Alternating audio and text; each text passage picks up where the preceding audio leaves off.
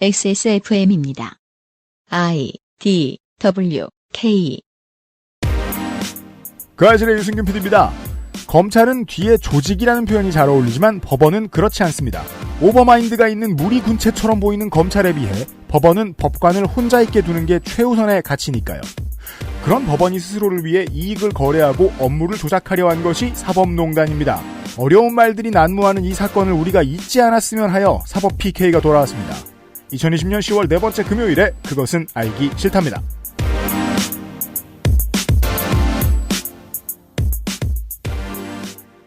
윤세민 에디터는 뭐 이렇게 판사하고 패친들이 많진 않죠. 안녕하십니까. 검사나.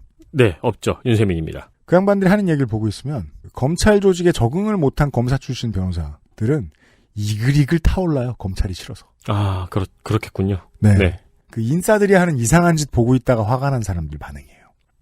근데 판사들이 이제 사법농단에 대해서 말하는 판사들의 말을 듣죠. 겁나 온건합니다. 확정지어서 비난할 수 없다는 태도. 안타깝다. 이러면 안 되는데 속상하다. 이게 다예요. 유추할 수 있는 것은 확실히 법원은 대부분의 경우에 판사의 독립을 잘 지켜왔구나 라는 점을 알 수 있습니다. 네. 하던 버릇이죠. 선배 판사들도 그렇게 배운 거예요. 나는 아무도 안 건드려. 내 양심에 따라 해야 돼. 라는 식으로 배운 거예요. 그래서 저는 박판규 변호사님 첫 방송 때도 그렇고 얘기할 때마다 그 문장이 되게 독특한 걸 느껴요. 항상. 뭐요? 에이, 이거는 그렇게 한 거죠. 라는 숲에서 살고 있었잖아요. 저는. 그죠? 이거 뻔히 보이지 뭐 이렇게 한 거지. 뭐 다 공모한 거지. 라는 건데 만났다는 사실이 확인되었습니다. 까지만 말씀하시는. 그걸 안 넘어가죠. 스토리를 만드는 게 얼마나 위험한 일인지 판사들은 매우 잘 알고 있어요. 보면. 네. 이런 사람들 사이에도 바이러스가 기어들어왔다는 게 문제죠. 지난 정권에서. 물론 뭐 어제도 오늘도 제가 꺼낼 수 없었던 얘기입니다만 계속해서 말씀드리고 있죠. 하던 버릇일 것 같다고. 지지난 정권과도 연관이 있을 수도 있고 꽤 오래된 일일지도 모르겠다는 걱정은 들어요. 네.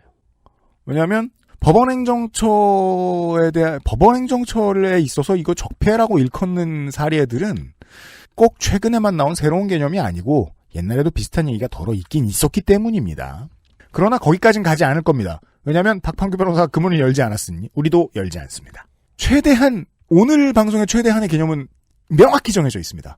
1심 판결의 판결문에서 인정한 범죄 사실만 볼 겁니다. 네. 그것이 얼마나 심각한지만 이야기할 것입니다. 그럼에도 불구하고 무죄가 난 이유는 뭔지 얘기 안 할 겁니다. 그러니까 모르겠거든요. 개념이 조금 헷갈리더라고요. 네. 무죄는 나왔어요. 1심 판결에서. 그러나 판결문에는 인정한 범죄 사실이 있어요. 그것만 보는 거죠. 네. 그리고 대부분의 판결문은 그래요. 너희 잘못했네. 유죄. 네. 너희 잘못했네. 그럼에도 불구하고 무죄. 물론 이 유죄는 너희가 잘못했네. 이것은 충분히 나쁘고 반성이 죄질 블라블라 유죄. 네. 반성을 하고 이건 업무가 연관이 없고 강제성이 있어서 실수했을 수 있고 무죄 이런 식이거든요. 어쩌다 그런 식으로 흘러가서 다 무죄가 나왔는지를 보고 그래도 죄가 인정되는 사실이 있으니 재심이나 최종심에서 보통 안 뒤집힙니다만 최종심에서 뒤집힐 가능성까지도 박 변호사는 보고 있더군요. 최종심에서 나중에 뒤집힌다면 어떤 점 때문일지를 우리가 미리 예측해두고자 합니다. 언론인들이 들으셨으면 정말 좋겠습니다. 왜냐하면 다시 이것이 이야기가 되고 논의가 커지면 다른 곳은 몰라도 대법원은 좀 듣더군요. 이야기를 해보겠습니다.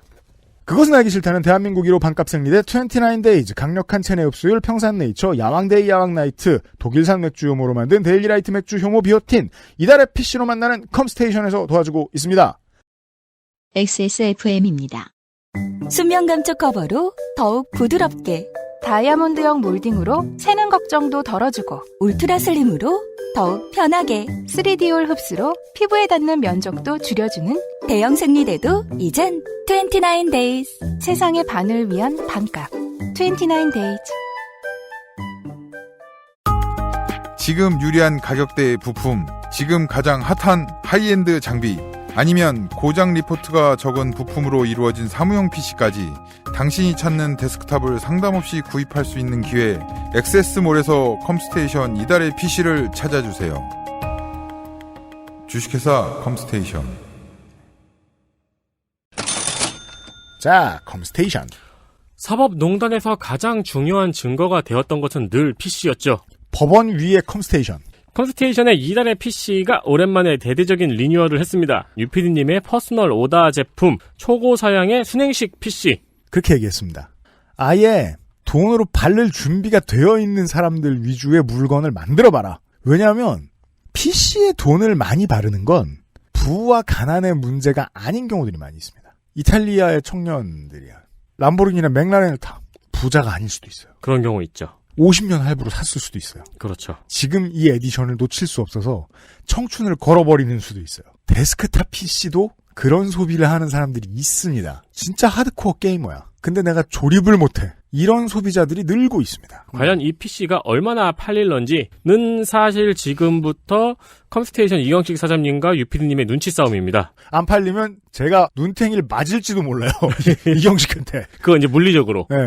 10900K입니다. RTX 3080 그래픽카드. 못 구해서 힘드시죠? SSD는 1TB입니다. 명품 파워 서플라이 시소닉 32기가의 램, 수냉식 케이스 마이크로닉스 옵티머스 X2, 수냉 쿨러 크라켄 X73. 모든 게임, 모든 작업에 대응하는 최고의 PC입니다. 네. 네, 이런 PC를 원하신다면 컴스테이션의 컴스 스페셜을 골라라 이런 뜻입니다. 자, 두 가지 추천사항이 있습니다. 나는 진짜 아무 문제가 없는 최고 사양을 돌리고 싶어. 외에는 다른 관심이 없어. 근데 사정이 넉넉해. 면 그냥 이걸 지르시면 되고요. 그게 아니고 너무 힘들이지 않고 내가 원하는 엄청나게 센 사양을 만들고 싶다. 그럼 지금 여기에서 바꾸시면 됩니다.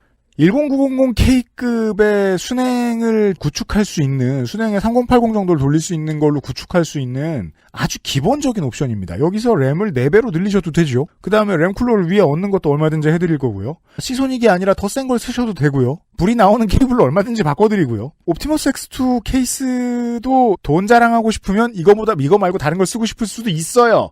물론 모르는 사람들이 봤을 땐 옵티머스 X2도 돈 자랑처럼 보입니다. 이거 지금 제가 케이스 보고 있는데 케이스 너무 멋있네요. 이 합리적인 가격대에서는 제일 멋있어요.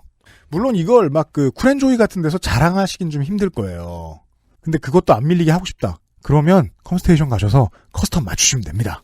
그리고 크라켄 같은 기성품이 아니라 다른 패턴 써보시고 싶다. 직각으로 구부러진 유리 튜브를 써보고 싶다. 컴스테이션 가셔서 맞추시면 됩니다. 리뉴얼한 지 좀 돼서 1080을 쓰는데 이것하고 조금 비슷한 사양이에요? 글쎄요, 시다.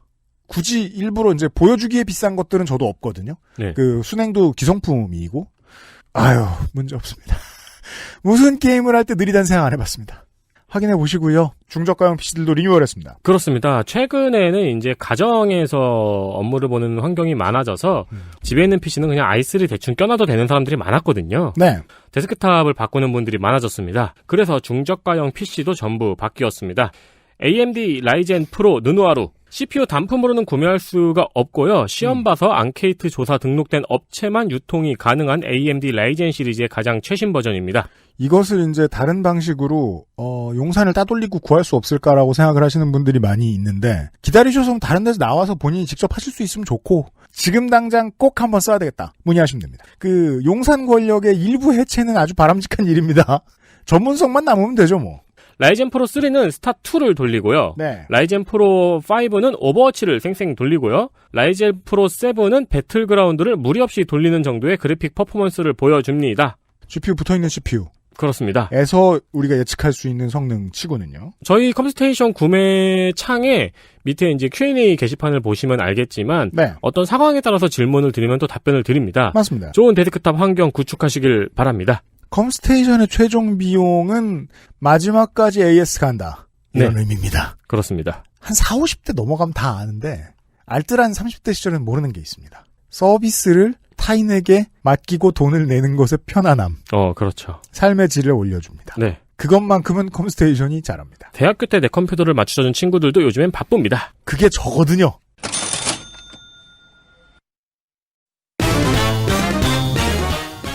사법 PK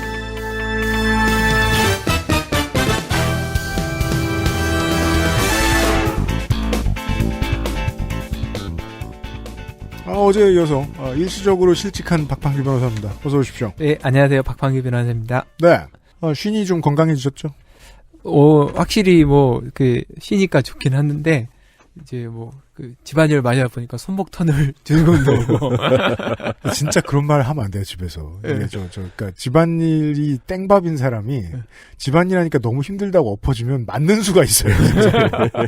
평상시에 하다가 아프단 소리도 해야지. 그러니까요. 그래가지고, 이게 안 쓰는 근육을 쓰니까. 네. 그게 문제죠. 예. 기존에 있던 문제가 확 드러나면서. 예. 근데 이제 집사람도 물어보니까 집사람도 한때 아팠다가 이제 조금씩 근육이 생기면서 조금 없어지기도 하고. 네. 근데 그 집안일은 끝이 안 나더라고요. 그럼요. 끝이 없으니까. 예. 이 범죄자처럼 밀려 들어오기 때문에 그러시라는 것이. 예. 바닥 먼지와. 원래는 이제 그만두면 어디 좀 다니기도 하고 싶었는데 네. 뭐 코로나 때문에 아무 데도 못 가니까. 그죠? 예. 그래서 뭐 다 집에만 있어요. 집안일을 연마하는 시간이 되고 계시는군요. 예, 집안일도 하고 내 집에 뭐 좀 오래된 빌라라서 뭐 네. 이것저것 고치고 있어요. 그렇죠. 예. 홈 임프루먼트는 배우면 좋은 취미가 돼요. 예, 그래서 네. 뭐 집안에 곳곳을 수리하고 있습니다. 네. 저도 이제 2주만 지나면 그렇게 하려고요. 네. 다음 주면 이 사실이 나갔을 테니까 뭐 얘기해도 되는구나. 네. 너무 좋아요. 이제 주말에 놀 수 있어요. 아무튼 어제 하는 이야기와 오늘 전해주실 이야기도 괴는 같습니다. 임종원에게 어떤 메시지가 들어왔습니다. 임종원이 알면 안 되는 범위까지 들어왔습니다. 법원행정처까지 알 필요도 없는, 왜냐하면 모든 재판관은 독립적으로 재판을 해야 하고 재판관이나 혹은 법원 사람들이 걸려있는 비위 사실이라도 뭔가 더 많은 정보가 법원 내에 돌아다니면 안 되니까. 그렇죠. 지난 시간에 했던 영장 관련 사건은 네. 대부분이 영장의 내용이나 기록의 내용이 이제 보고서 형사수석부장을 통한 보고서 작성을 통해서 넘어가는. 맞습니다. 이게 이제 문제가 됐는데 오늘 다룰 사건, 특히 임성근 형사수석부장 사건은 완전히 탑다운이에요. 양승태에서부터 쭉 내려오는 거예요. 네. 내려와서 뭐 확률이 양승태까지 모르겠는데 임종원에서부터 내려와요. 쭉쭉쭉쭉쭉. 자, 우리는 1심 재판부의 입장으로 좀 말씀드리고 있는 측면도 있습니다. 탑다운인 것 같은데 인정할 수 없는. 자, 첫 번째 사건이 임성근 형사수석부장의 재판 개입 행위의 사건은 여러분들이 잘 알고 계신 상케이신문 지국장의 명예훼손 혐의 사건입니다. 그렇죠. 이것과 직접적인 관련이 있습니다. 박근혜 대통령을 명예훼손했다는 혐의로 한국의 알 수 없는 블라블라 협회들로부터 고발당해서 수사받던 그 건이 이 법원행정처의 사법농단과 무슨 관련이 있는지는 모르시는 분들이 더 많습니다. 이 사건은 이제 아까 똑같이 그 지난 시간에 말씀드린 것처럼 임종원 그 차장의 USB에서 발견된 문건 그걸로 인해서 이제 수사가 시작됐고 네. 임성근 이제 수석부장은 서울중앙의 형사수석부장이었어요. 네. 지난 시간에 말한 그 신광열 형사수석부장도 서울중앙이었거든요. 네. 신광열 형사수석부장의 전임자였어요. 근데 임성근 수석부장이 이제 임종원으로부터 압수된 파일 중에 상케이 신문 서울지국장인 갓도 다스야에 대한 형사사건에 관한 문건이 발견돼서 수사가 시작됩니다. 근데 그 과정에서 추가적인 다른 사건의 재판 개입 사실이 확인이 돼가지고 수사가 됐고, 요거 관련해서. 이 사건과 다른 사건. 그죠. 네. 그거 관련해서 이 총 3개의 재판 개입 혐의에 대해서 기소가 됩니다. 네. 그래서 이제 그 3개 중에 첫 번째가 갓도 다스야 사건에 개입한 혐의 부분입니다. 제가 이제 설명드릴 내용은 전부 다 판결문에 나와 있는 인정사실입니다. 인정사실만 말씀을 드리는 거고. 예, 그렇죠. 네. 예. 또 제가 따로 조사한 게 아닙니다. 임종원이 2015년 2월에 임성근 형사수석부장한테 증거조사를 하다가 7시간 행적에 관하여 허위인 점이 드러나면 그 부분은 법정에서 허위인 점이 입증되었다는 식으로 언급을 하고 넘어갔으면 좋겠다고 말합니다. 탑다운이네요. 탑다운이죠. 자, 그러니까 그 법원을 잘 모르시는 분들을 위해 다시 한번 이 기초를 설명드릴 필요가 있겠습니다. 어떤 판사든 위에서 이렇게 판결해라고 나오는 말을 듣고 해야 하는 경우는 없습니다. 그래선 절대 안 됩니다. 그렇죠. 말이 나오는 것 자체가 불법이죠. 나오는 것 자체가 불법이고 그거를 전달하는 것 자체가 다 불법입니다. 네. 장인 장모도 그러면 아무도 그러면 안 돼. 하나님도 그러면 안 돼요. 네. 네. 위헌이죠. 어떤 경우에 있었냐면 원세훈 그 판결을 예전에 기억하실 겁니다. 거기 보면 뭐 지록임화라고 해가지고 막 비판하고 했던 1심 사건이 있었고 2심 사건이 지금 김상한 대법관에서 고등부장을 하실 때 2심 사건의 담당 재판장이었어요. 근데 이때 김상한 그 대법관님, 당시 고등부장님, 그분의 형님인가 동생인가가 국정원 직원이었어요. 네. 그래서 이 김상환 대법관이 동생인가 형하고 연락을 아예 안 했어요. 네. 한 네. 1년인가 재판을 했는데 거의 연을 끄는. 네, 연락을 전혀 안 받았고 그래가지고 임종원이 작성했던 보고서 문건에 보면 뭐라고 나왔냐면 김상환 대법관에 관련 해당 재판부의 심증을 알 수가 없어 불안하다. 안 알려줘서 불안하다. 네, 불안하다. 김상환 판사가 겁나 잘하는 사람이란 얘기죠. 네, 그래서 전혀 알지를 못한 거예요. 뭐 어느 누가 가서 물어봐도 뭐 거기서 심증을 엄청 똑바로 하는 사람이에요. 근데 1심에서는 무죄가 났었거든요.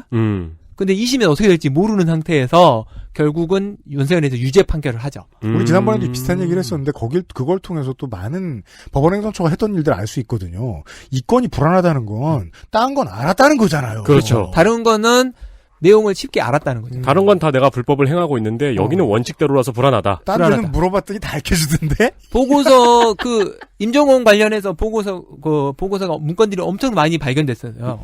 발견됐는데 그 중에 내용을 몰라서 불안하다는 문건은 요 한 건뿐이에요. 원세훈 김상환 대법관님이 했던 그 주심 사건. 꽤 심각했다는 얘기입니다, 여러모로. 그러니까 이제 뭐 수석부장이나 기획법관이 와서 물어보면 그 내용을 모르면 실은 판사들은 쉽게 하기도 하거든요. 네. 뭐 그렇게까지 디테일하게 설명은 안 하지만 좀 뭐 어렵지 않나? 뭐 이 정도. 뭐 아니면 좀 심각하던데 뭐 이런 내용 정도는 말을 하기도 해요. 그러니까 정치적 관심 사안에 대한 전력 노릇을 한두 번 한 게 아니고 늘 많이 해왔다라고 볼 수 있다는 거예요. 그렇죠. 근데 그거를 전달하는 사람이 누구냐면 이제 기획법관 형사수석이에요.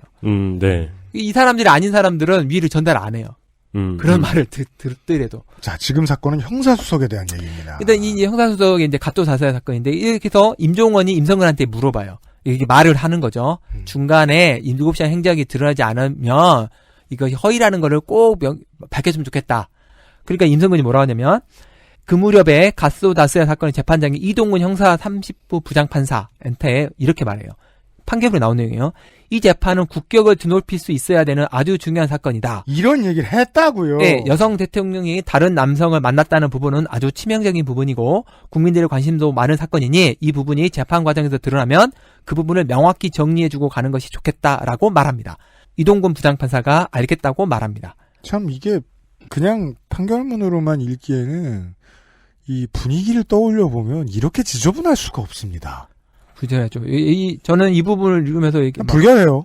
토가 나올 것 같아요. 그러니까 중간에 박근혜 대통령에 대한 네가 보도한 사실은 허위라고 한번 크게 소리를 질러달라는 요구네요. 그렇죠. 그래서 무슨 저 비밀의 숲의 한 장면을 보는 것 같잖아요.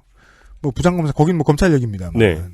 저기 저 누구네 방에 갔더니 큰 사람 윗사람 누구네 방에 갔더니 그거는 이러하고 이런 결론이 나오면 쪽팔릴 거 아니야라는 말을 막 하고 있다. 아무렇지도 않게. 그렇죠. 그리고 거기다 대고 보통의 아랫사람은 사실 아랫사람이라는 건 적당한 표현은 아닙니다. 법원에서. 네. 알겠다고 해버렸다. 알겠다고 할 수도 있죠. 할 수도 있는데 왜냐면 제가 쌩깔 수는 있어요. 그렇죠. 알겠어 이러고 그냥. 뭐라 그랬어요. 네. 수석부장이 그렇게 말하는데. 네, 그 판결문에 정윤회랑 이러면서 막 말할 수 있는데. 근데 이제 실제로 이제 이동근 부장판사는 배석 판사하고 그 부분에 관해서 논의를 한 다음에 법정에서 소문의 내용은 합리적 의심이 없을 정도로 허위인 점이 증명됐다고 보인다고 언급을 아예 딱 해줍니다. 뭐 팀플이 되네요. 네. 됐죠. 팀플이 됐죠. 그리고 나서 몇 개 검찰의 사실조회나 이런 것들에 관해서는 다 기각하고 정은의 진술 부분만 사실조회 신청을 채택합니다. 이게 판결문 나온 거예요. 실제 증거 채택에서도 약간 편향이 작용을 했네요. 그러니까 이제 어쨌든 편향인지 이게 아까 말했처럼 그런 말이 없었으면 채택을 했을 것이냐라는 거는 잘 모르겠지만 그렇죠. 어쨌든 결과적으로는 중간 판단을 언급을 한 거죠. 네. 임종원의 의사가 관철이 됐죠. 그 말은 우리가 하면 돼요. 편향이란 말은 있었어요. 네. 우리가 보기엔. 근데 재판에서는 편향이라고 판단할 수가 없는 거군요. 네. 그렇죠. 그래서 일단 사실만 인정합니다. 이런 사실이 있었다. 네. 그리고 나서 이제 배석 판사가 2015년 10월 21일 날 판결문 초고를 작성을 해서 이거를 구술 문서하고 보도자료를 작성하겠다고 합니다. 그러면서 수정본에 뭐라고 돼 있냐면 박근혜에 대한 명예훼손은 명예훼손이 아니거나 비방의 목적이 인정되지 않는다. 요렇게 이제 주요 내용을 작성을 합니다. 네. 그 임종원이 이제 2015년 11월 초순경에 임성근 수석부장한테 전화로 또 물어봅니다. 해당 사건이 어떻게 진행되고 있느냐. 관리합니다. 네, 판결 이후에서 허위인 점이 분명히 밝혀져야 한다. 이것도 또 상상은 제가 해야죠. 어딘가에서 답신이 와서 또 전달해주는 중이란 얘기입니다. 그렇죠. 이랬으면 좋겠다라는 얘기가. 그렇죠. 가까우면 양승태, 멀면 청와대. 네. 그렇죠. 그러면서 갓도의 행위가 바람이 간 것은 아니라는 취지, 구체적인 사실조사 없이 허위 기사를 작성한 것이 문제가 있다는 것을 밝힐 필요가 있다는 취지를 말해달라라고 말하고 임성근이 알았다고 합니다. 야, 이건 뭐 판결문을 통해서 청와대 홍보 자료를 만들어달라는 소리잖아요. 그렇죠. 그리고 여기 나옵니다. 임종원이 그 2015년 11월 그 비슷한 시기죠. 곽병훈 청와대 법무비서관한테 기사가 허위라는 점은 밝혀졌지만 언론의 자유 측면에서 비방의 목적이 없다는 점 때문에 무죄의 가능성이 매우 높은 상황이다. 무죄 선고를 하는 것은 대통령과 민정수석에게 나쁜 인상을 줄 수 있는 것 같다. 그렇기 때문에 갓도에 대해 매우 엄중한 질책이 필요하다고 청와대 비서관한테 말을 합니다. 자, 오늘 좀 제가 개입합니다. 여러 번. 만약에 제가 임종원인데 최소한의 존엄이라도 지키고 싶다면 내가 판사 생활을 오래 한 사람으로서 무죄 가능성이 매우 높은 상황이다 정도만 전달하고 빠졌을 거예요. 근데 그게 아니라 민정수석과 대통령의 인상까지 걱정해주죠. 네. 그렇죠. 엄청 간신배 같습니다. 지금 이미지가. 아마 제 생각에는 뭐 이거는 판결물이 없는 내용인데 이거 임종원이 자가 발전해서 이런 말을 했지는 않을 것 같아요. 뭔가 위에서 압박이 오거나 대법원장이라든가 네. 하거나 뭐 누가 됐든 아마 이 곽병훈 비서관한테 전달했다는 거는 리시브일 발전기는 딴 데 있고 네. 그걸 전달한 거죠. 아, 그러면 이제 차장은 뭐 누군가한테 들고 가가지고 이런 얘기를 듣는 거죠. 이게 대통령 이미지가 이래서야 쓰겠어? 라는 말 듣고 그렇죠. 그걸 녹음해서 USB에 넣고 그다음에 자기 안전을 위해서 그다음에 다시 청와대에 가서 이렇게 얘기를 하고. 그러니까 이 발언이 서브가 아니고 답변일 가능성이 있는 거죠. 그렇죠. 네, 누군가가 질문을 했고 답변을 하고 있는 거죠. 네. 그래서 이제 배석 판사가 그 구술본 파일을 이종구 부장한테 보냅니다. 이 구술본 파일이 뭐냐면 판결문이 아까 말했처럼 100페이지 넘고 200페이지 넘고 막 이렇단 말이에요. 네. 근데 이제 법정에서 판결 내용을 설명을 해줘야 돼요. 네. 설명을 할 때는 그걸 다 읽을 수가 없기 때문에 한두 페이지짜리로 따로 또 작성을 해줍니다. 네. 그래서 이 판결은 무슨 내용으로 기소됐는데 이래이런 쟁점이 있었는데 이거에 대해서 이제 요약하는 요약본 파일을 만들어야죠. 이거를 이제 이동구 부장한테 보냅니다. 이동구 부장이 그 파일을 임성근 형사수석한테 보내줍니다. 그리고 임성근은 2015년 11월 17일 한 5일 정도 지났죠. 그때 이동구 부장판사한테 구수부 그 말미를 수정한 파일을 보내줍니다. 긴 기간 동안 본인의 커리어를 되돌아보셨을 때 이런 식으로 진행될 수 있는 사건이 존재할 가능성이나 생각해 보셨습니까? 박판규 변호사는?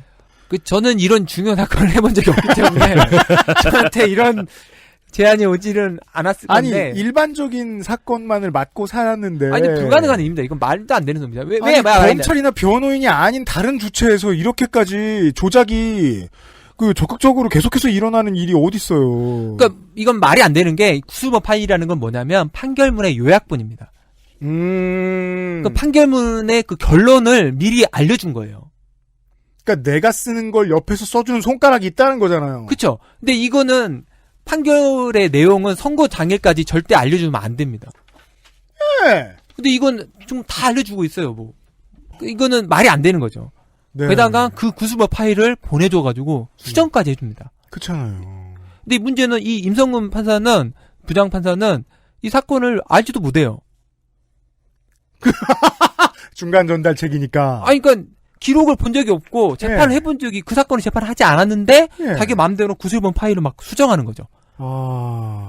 뭘 기준으로 수정하느냐? 임성근이 아까 그 임종원이 말했던 내용 있잖아요. 네. 이런 중요한 사건에 대통령이 누가 되지 않고 민정수석이 누가 되지 않는 내용으로 구술본 파일을 이렇게 작성해 주는 거예요. 계속해서 저 잘 배운 베테랑들이 전달하는 일만 하고 있네요. 네. 재판 개입 수준이 아니고 재판 판결문을 일부 작성을 한 작성한 거네. 거나 마찬가지죠. 판사가 아닌 사람이. 네. 그리고 그 내용이 판결문을 요약한 거기 때문에 판결문 안에 다시 들어가야 돼요. 그렇죠. 판결문 없는 내용을 구술보만 말하는 것도 이상하잖아요. 네. 어쨌든. 그러네요. 요약본이니까 판결문까지 고쳐야 되네요. 그렇죠. 왜냐하면 저는 엉뚱한 말을 할 수는 없으니까. 그렇죠. 근데 이제 또 다른 거는 임성근은 그 다음 날 이동국 부장한테 파일을 추가로 수정해 또 보냅니다. 그러면서 뭐라고 냈냐면 기사의 허위성, 이로 인한 피해자 명예훼손 부분이 인정된다는 점을 먼저 상세히 설명하고 마지막 부분에 비방 목적이 인정되지 않았다는 점을 설시하는 것으로 다시 한번 전체 설명내용을 정리해 주시면 감사하겠습니다. 설시한다는 말은 잘 모르겠습니다만 써놓으라는 거죠? 네, 쓰라는 거죠. 반드시 적어라는 네, 거죠? 반드시 쓰라는 거죠. 자, 예측 가능합니다. 청와대가 실시간으로 이걸 발을 동동 구르며 소식을 기다렸다. 그렇죠. 누군가의 의중 때문에. 네. 이게 그래서, 예. 무죄가 나온 건 안타까운 일이지만 그럼에도 불구하고 허위란 사실은 다시 한번 밝혀주라. 이렇게 하죠. 그게 판결문에 안 들어가면 큰일이 날 것 같은 느낌이 드네요. 그렇죠. 꼭 넣어달라고 말하는 네. 그래서 이제 그걸 하는데, 그래서 이제 배석 판사가 이제 배석 판사한테 이 내용으로 전달을 합니다. 뭐 문건을 전달한 건 아닌데 허위 사실이고 기사 허위고 명예훼손 인정되지만 비방 없는 것 같다는 식으로 하면 좋겠다고 배석 판사한테 말하니까 배석 판사가 동의를 해서 판결문 초고를 수정합니다. 보이시죠? 초고를 수정하게 됩니다. 요약본을 수정했기 때문에 초고 내용도 바꿔야 되는 거예요. 네. 사실 이것도 뭐 다 손뼉을 쳐줘야 이런 결과가 나오는 건데 전부 다 팀플레이가 됐습니다. 맨 아래에서 맨 위까지. 근데 배석 판사는 아마 내용을 모를 수도 있어요. 근데 어쨌든 그래서 그 기사에 어떻게 바뀌냐면 기사는 개인 박근혜의 수임 범위를 넘는 명예훼손이 된다. 대통령이라는 지위로서 그 사생활에 관한 사실도 공적 관심 범위가 될 수 있음을 고려하더라도 마찬가지다. 다만 피고인에게 비방할 목적이 있었다는 점에 관한 범죄 사실의 증명이 없어 무죄다. 이렇게 이제 기사 내용 그 판결문 총으로 바꾸는 거죠. 네. 이제 그리고 나서 행정처의 시진국 법원행정처 기획예일심의관은 2015년 11월 17일 사건 설명약을 보고합니다. 그리고 임종원은 15년 11월 22일 자료를 수정하여 작성을 합니다. 이게 지금 판결문 초고는 18일 날 작성을 하는데 설명자료는 그 전에 나오죠. 네. 그러니까 어떻게 갈지 알기 때문에 설명자료를 쓰는 거예요. 사건에 대한 브리핑을 판결문 나오기 하루 전에 했네요. 그러니까 이제 그 내부 자료니까 네. 내부 자료니까 뭐 다 쓰는 거죠. 그리고 해당 자료는 재판장의 판결서 이후에 보도의 허위성을 명백히 판시하겠다는 내용으로 담깁니다. 이제 어떻게 할 것까 예상 다 하는 거죠. 네. 완벽한 왜냐면 팀플레이입니다. 지시했기 때문에 당연히 뭘 할지 아는 거죠. 네.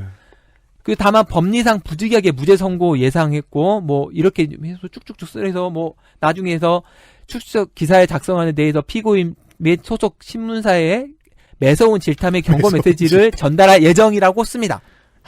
어떻게든 누군가가 위안을 얻을 때까지 계속해서 망가지는군요, 판결문이. 그렇죠. 그리고 나서 이동건 부장판사는 15년 11월 18일 선고기일을 15년 12월 17일로 변경합니다. 한 달을 미뤘네요. 한 달을 미뤘죠. 그리고 나서 우병우 민정수석이 등장합니다. 우병우한테 갑니다, 이제. 우병우 민정수석이 뭐라고 하냐면 2015년 12월경에 곽병훈 법무비서관에게 한일 외교관계를 위해서 외교부가 최대한 노력을 했다. 그러니까 외교부는 지국장의 처벌을 원하지 않는다. 이런 어떤 그 외교상 필요가 있다. 네. 그러니 그러니까 외교부가 산케이 그 신문의 지국장에 대해서 선처해 달라는 내용을 보낼 거니까 그 내용을 판결 선고할 때 꼭 언급을 해주는 것이 외교상 도움이 된다. 야, 이제 짜고 치는 이 고스톱의 범위가 점점 플레이어가 많아지고, 네. 이게 요 앞에까지만 들으면 왠지 무죄까지는 못 맞겠으니까 나머지 판결문만 고쳐달라인 것 같은데, 무죄인 결과도 의도대로라고 해석하는 게 맞겠네요. 그래서 그거를 곽병훈 비서관한테 지시를 하고, 곽병훈 비서관이 임종원한테 이걸 전달합니다. 그리고 이제 외교부 장관은 15년 12월 15일 날 가토에 그 선처를 요청하는 취재 공문을 보내고, 임성근이 이동국 부장한테 뭐라고 하냐면 외교부에 공문이 올 것인데 양형 자료니까 법정에서 그 내용을 알려주면 좋겠다라고 말합니다. 미래를 다 알고 있죠. 그렇죠. 올 거니까 언급을 해라. 네.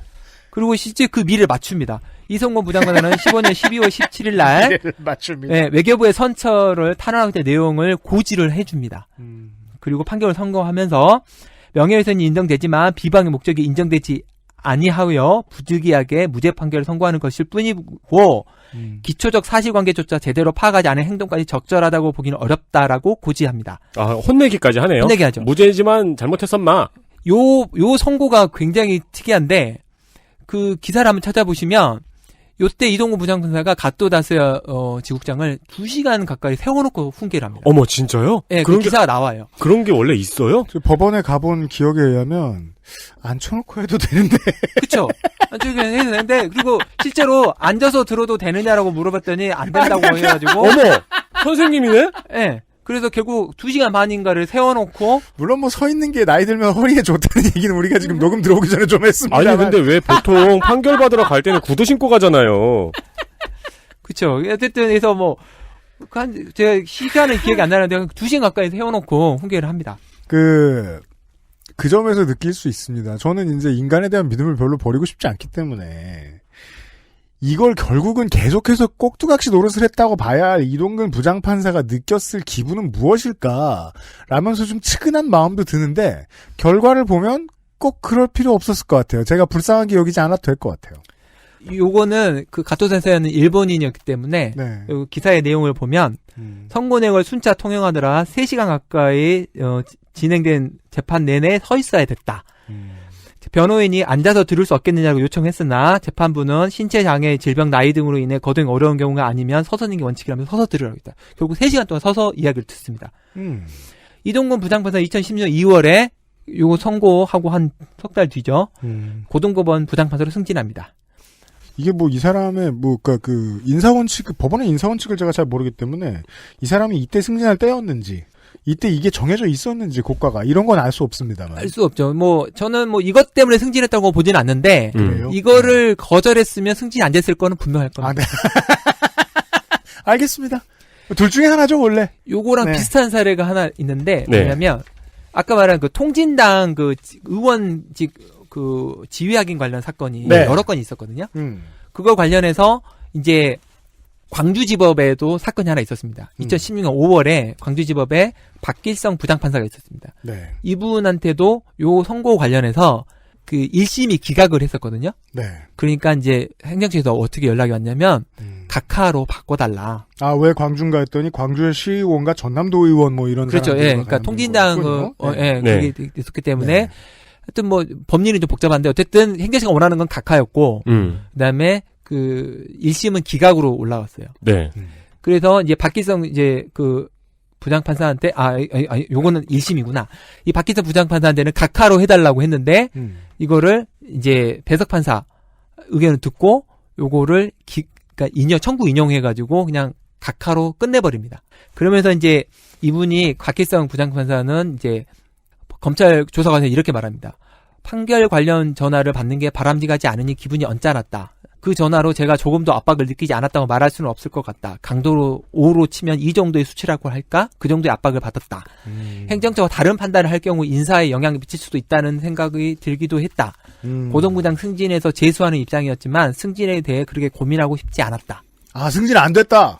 그래서 이분은 승진 안 됩니다. 안 되는데 뭐 이거 했다고 승진이 된다는 것도 아니지만 이분도 알죠. 이걸 안 할 경우에 승진은 절대 안 된다는 걸 아는 거죠.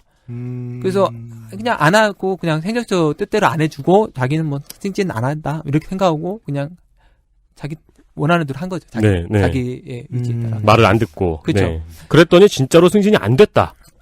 그러니까 이게 이제 인과관계 부분을 알 수가 없죠. 뭐. 그렇죠. 그것 때문에. 여튼 바이에는 있습니다. 네. 네. 어쨌든 이동근 부장판사하고는 분명히 차이점이 있죠. 그러네요. 네. 알겠습니다. 아, 그러네. 우리가 그게 승진에 영향을 미쳤는지 안 미쳤는지는 모르지만 전자는 승진이 됐고 후자는 승진이 안 됐다는 결과는 알 수 있네요. 적어도 제가 판사로서 근무했던 그 경험에 의하면 이걸 따르지 않았을 때 승진이 될 가능성이 없다라는 거는 당연히 알았다. 네.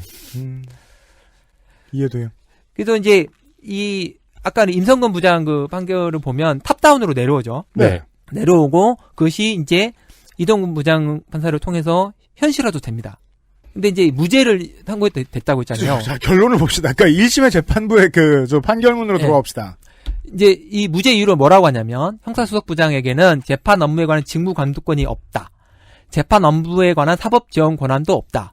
재판 업무에 관한 협조 요청 권한도 없고 실질적으로 재판 업무에 관한 사법 행정을 행사했다고 인정하기도 부족하다. 결국 재판에 관한 한 형사수석부장이 아무런 권한이 없기 때문에 남용할 직권이 없다. 그래서 남용했는데 남용할 직권이 없다. 그러니까 그럴 권한이 없는데 해서 문제인 거잖아요. 그쵸. 근데 권한이 없으니까 무죄라고 하는 거죠. 그쵸. 예. 그러니까 이거를 직권남용의 그 형태를 굉장히 좁게 보는 거죠. 그러네요. 그러니까 예를 들어서 군대에서 얼차려를 규정에 따라 할 수 있는 경우도 뭐 지금 뭐 어떻게 모르는데 규정이 있습니다. 얼차려 규정이 있죠. 규정이 있어요. 네. 근데 그 얼차려 규정에 매질을 할 수는 없어요. 네. 그렇죠. 근데 얼차려 주면서 매질을 했어. 네. 근데 매질할 권한은 직무 권한이 안 되기 때문에 직권남용이 안 되는 거죠. 그러니까 그렇죠. 그게 그 이야기죠. 이해가 안 되는 부분인 거죠. 이해가 안 되는 거죠. 그러면 임성근은 뭐 업무 방해죄로 다시 기소돼야 된다는 거예요? 뭐예요? 모르겠어요. 직권남용이 안 된다면. 네, 그래서 이 부분은 안 됐고 전 시간에 했던 신관영 형사수석부장은 사법행정권이 있다고 했어요. 있다고 해서 사법행정권의 일환으로 영장 관련 결과를 보고하는 것은 네. 타당하다, 정당하다 이렇게 나왔는데 이 부분에 대해서는 임성근은 사법행정 담당자인데 그러니까 제가 보는 거는 사법행정권을 남용해서 재판에 개입한 건데 네. 논리는 재판에 개입할 권한이 없기 때문에 남용할 재권이 없다라고 해서 무죄가 되는 거예요. 그렇죠. 근데 이 부분은 이제 더 설명을 안 드리겠어요. 어차피 내용도 복잡하고. 그 얘기는 잘못한 것이 무엇인지에 대해서는 심판하고 싶지 않다로밖에 안 들립니다. 시민의 입장에서는. 그렇죠. 근데 이게 지금 뭐 아마 최근에 이제 직권남용에 관련해서 여러 판결이 나오거든요. 네. 대표적인 게 이제 저기 안태근 사건. 네. 거기는 뭐냐면 이제 인사를 조치할 권한이 안태근한테 있다. 그런데 인사 담당자가 서지현 검사를 뭐 딴 데 보낼 수도 있는 여지가 있다. 네. 재량이 있었다. 그럴 수도 있는 거 아니냐. 네, 그럴 수도 있다. 뭐 경양 교류고 2년 있으면 서울로 오내고 뭐 이런 것들은 원칙이지 꼭 지켜야 되는 건 아니다. 네. 재량이 있다. 고로 재량의 범위 내에서 하는 거는 위법한 게 아니고 위법한 게 아닌 걸 지시한 거는 직권남용이 아니다. 그럼 재량 내에서 보복 인사를 할 수 있다는 얘기 아니야. 그쵸.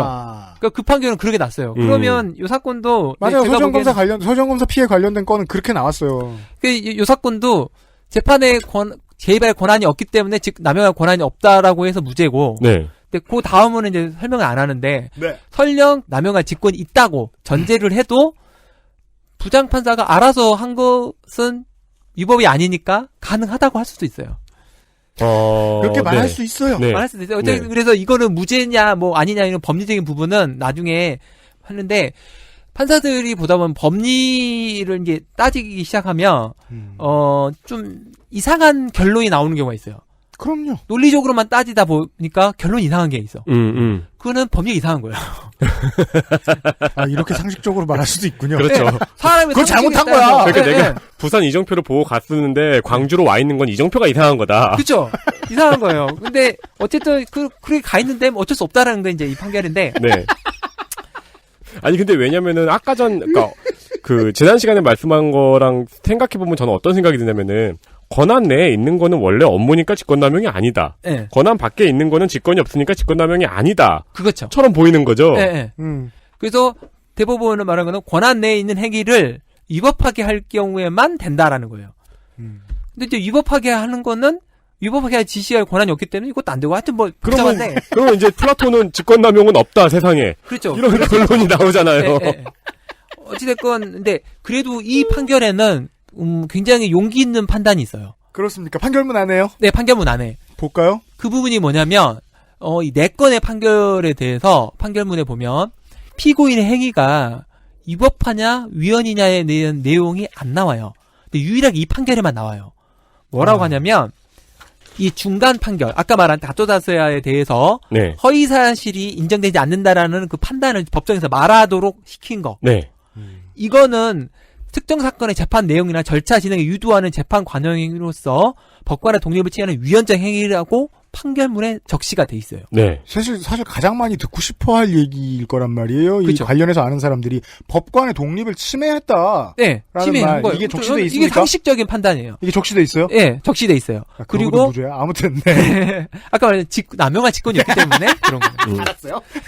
그다음에 아까 말한 구술범 말미 수정 요청이나 판결 내용을 언급한 거나 외교부 공문 언급 요청, 무죄이지만 부적절한 취지를 뭐 꼭 강조해라 라는 내용들도 다 재판 관여 행위로서 위헌적 행위라는 거는 이 판단에 들어가 있어요. 법관의 독립을 침해하는 위헌적 행위다. 예. 법관의 독립을 침해하는 위헌적 행위라고 두 가지가 적시가 되어 있으므로 우리가 어제 초반에 박판규 변호사에게 들었던 지금의 피고들은 여전히 질질 끌고 싶어 할 것이다. 왜냐하면 대법원과 뒤집힐까봐 라는 근거 중에 가장 중요한 게 지금 나왔습니다. 법관의 독립을 침해했다는 게 인정된 바가 있다, 지금. 그렇죠. 여기 판결에서 그걸 인정하고 있어요. 그렇죠. 그리고 이거는 제가 보기에는 굉장히 용기 있는 판단이에요. 대법원이 할 일을 남겨줬네. 그러니까 여지를 남겨줬네요. 뒤집힐 여지를. 그렇죠. 여지도 남겨놓고 이거는 아까 말했처럼 법원의 재판은 검찰의 그 주장과 증거, 피고인의 반박, 증인의 교차 질문을 통해서 밝혀진 내용을 가지고 법원이 판단한 거예요. 네. 그러니까 이거 단순 주장이 아니에요. 법원의 이 재판부의 주장이 아니라 재판부가 판단한 거죠. 네, 네. 그래서 이건 되게 중요한 내용이에요. 오피셜한 해석. 오피셜한 해석이에요. 네. 이게 물론 저는 박판규 변호사의 판단도 동의합니다만은 이게 매우 용기 있는 지적이다. 예, 저는 상식에서는 이렇게 얘기하고 싶습니다. 나머지 세 개의 1심 재판부가 겁나 비겁했다. 그렇죠. 근데 우리는 뭐 잘한 일을 더 도와주는 게 좋지 않나. 네. 알아요. 네. 맞아요. 네. 알았어요. 네. 어쨌든 XSFM입니다.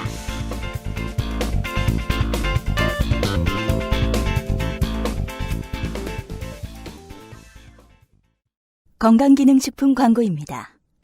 어이, 오늘 퇴근하고 집에 가면 뭐하냐? 이렇게 피곤한데 밤에 집에 가면 자야지. 요즘 가뜩이나 면역력도 떨어져가지고 내가 지금 야왕 데이. 그 무슨 야왕 나이트. 체내 흡수율을 높인 농축 풍상. 야왕 데이. 평산네이처?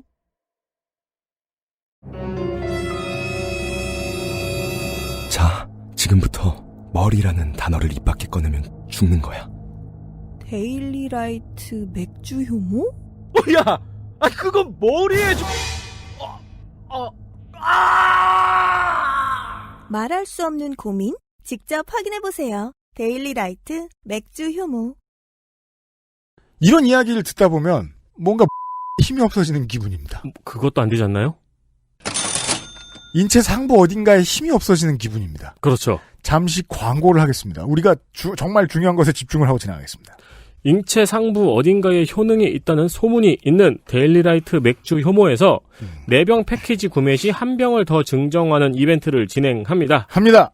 왜 이렇게 이벤트를 간만에 진행하느냐? 왜냐면 잘 팔렸거든요. 그렇죠. 이벤트 안 해도 잘 팔렸어요. 네. 그래도 늘 마케팅과 이벤트를 고민하는 유면상 PD님이 얻어낸 마케팅 이벤트입니다. 그리고 감사기획도 필요하죠. 이렇게 많이 사주셨는데. 그럼요. 그간 맥주 효모를 책상 위에 쌓아두고 드시다가 간당해진 구매자분들의 재구매를 할 기회입니다. 네. 그러니까 그동안 왜 1병씩 2병씩 사 드시다가 네. 괜찮네? 혹은 부모님이 야 이거 괜찮다 라고 하시면 이제 왕창 사실 기회죠. 네. 그리고 부모님이 야 이거 괜찮다 라고 말씀하실 입장이시면은 본인도 곧 드셔야 되고요. 그렇죠. 가족 구성원 중 여러 명이 소비하게 됩니다. 그렇습니다. 왜냐면 한 가족이니까요. 네. 네, DNA로 이루어진. 네. 네. 우리 아버지 장난 거의 없는데 이제. 저희 아버지도. 예. 한 대는 건너뛴다는 게 맞는 건지 긴장하면서 기다리고 있어요. 근데 저는 또 저희 아버지의 동생 삼촌이 풍성하시거든요. 근데 또 막내 삼촌은 또 없으세요. 네. 굉장한 도박이에요. 그렇구나. 도박이야 진짜. 네. 예. 이거 확률 따지려고 그러면 의미 없어요. 이거 주식 투자하고 똑같아. 그렇습니다. 드세요 그냥. 네. 참고로 없어진 걸 나게 하는 방법은 없다고 알려져 있죠. 그렇죠. 있을 때 지키는 겁니다. 네. 네. 따라서 생긴 것 같아요 같은 후기 믿으시면 안 된다고 생각합니다. 기본적으로. 네. 과학적이지 않아요. 굵어질 수는 있대요.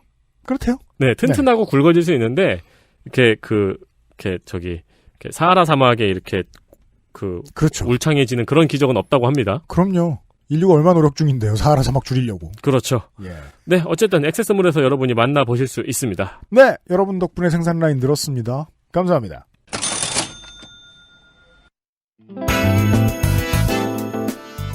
사법 PK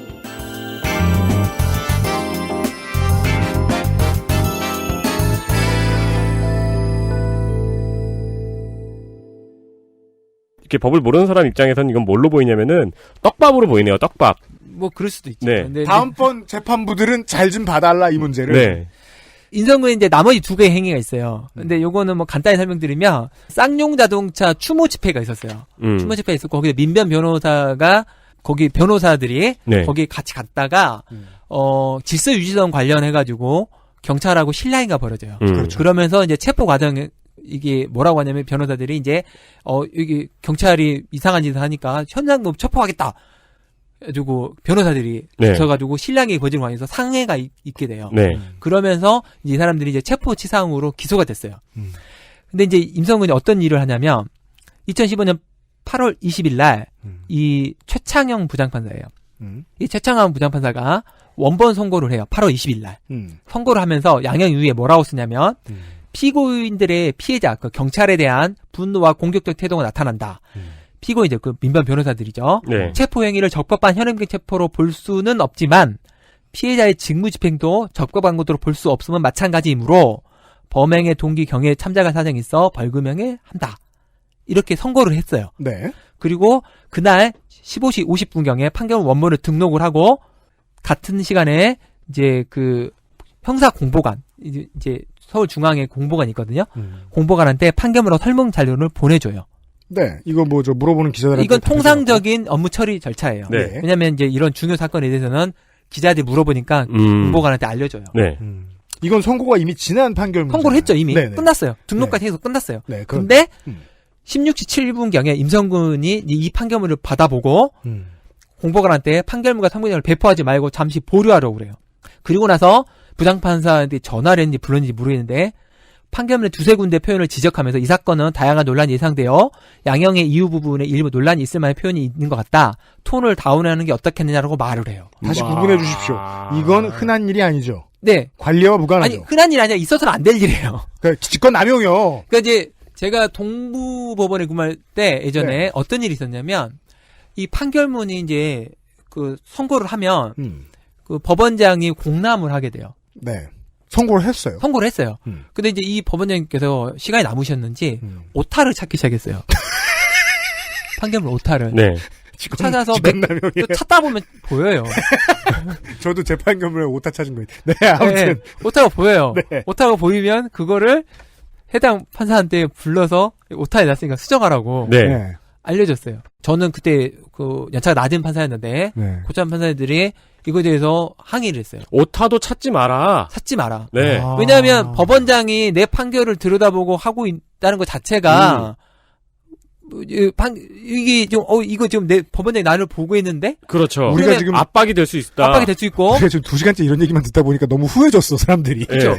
그다음에 법원장이 원래 그러면 안 돼. 평소에 하던 말들에 따라서 자기 판결이 법원장하고 다를 수도 있다라는 거를 직감적으로 알죠. 그렇죠. 그러면 법원이 항상 보고 있다는 걸 알면 내 판결을 법원장에 싱크를 하려고 할 수도 있어요. 예, 자기 편집이 된다. 그래서 박판규 변호사님 현임 시절에는 선배 판사들이 그 오타 찾은 것도 항의했어요. 그래서 그 뒤로는 뭐 그 뒤로도 봤는지는 모르겠는데 판사한테 말하지 않아요. 그 뒤로는 이게 상식의 세계군요. 예. 네. 왜냐면 법원장이 특정한 어떤 회식 자리라든지 무슨 모임에서 연설을 한다든지 뭐 이러면서 자기의 평소에 어떤 입장이나 관점을 이야기할 때 판사들이 그걸 듣고 싱크를 할 수 있다니까요. 그런 말도 하면 안 되고. 하면 안 돼요. 네. 이게 그 판결이 끝나면 공람을 할 수 있는 건 이건 무슨 부장이나 형사수석부장의 권한이 아니라 이건 시민의 권리죠, 그냥. 그렇죠. 그러니까 판결문을 공개해야 된다는 판결문은 그냥 아무나 열람할 수 있어서 보는 거잖아요. 법원장이 공람하는 이유는 이제 기자들이 물어보고 나면 이럴 때 무슨 판결이 있었는지 정도는 미리 알고 있어야 되고 또 무슨 연락이 오면 뭐 이 정도까지 알 수 있는데 어쨌든 자기를 본다는 거를 판사한테 알리면 안 된다라고 해서 항의해가지고 결국 없어졌어요. 보는 것까진 괜찮은데 그런데 그걸 불러가지고 지적하면 안 돼. 인성근 부장은 이미 선고가 끝난 거를 양형의 논란이 있기 때문에 톤 다운해서 하라.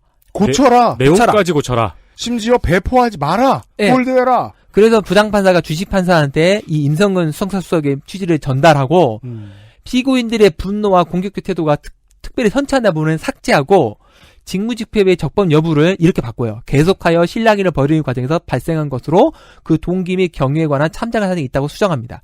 뭐가 빠졌냐면 경찰의 직무집에서 적부항으로 볼 수 없음을 마찬가지라는 부분이 빠진 거죠. 경찰의 잘못을 뺐다. 네. 그리고 신랑이라는 표현으로 신랑이라는 표현으로 톤다운을 시킨 거죠. 이거 아니 맞춤법만 틀린 거 지적해도 난리가 나는데. 그러니까요. 그렇죠. 근데 이제 지금 그러면서 이제 주심 판사가 이거를 16시 24분경. 자, 보시죠.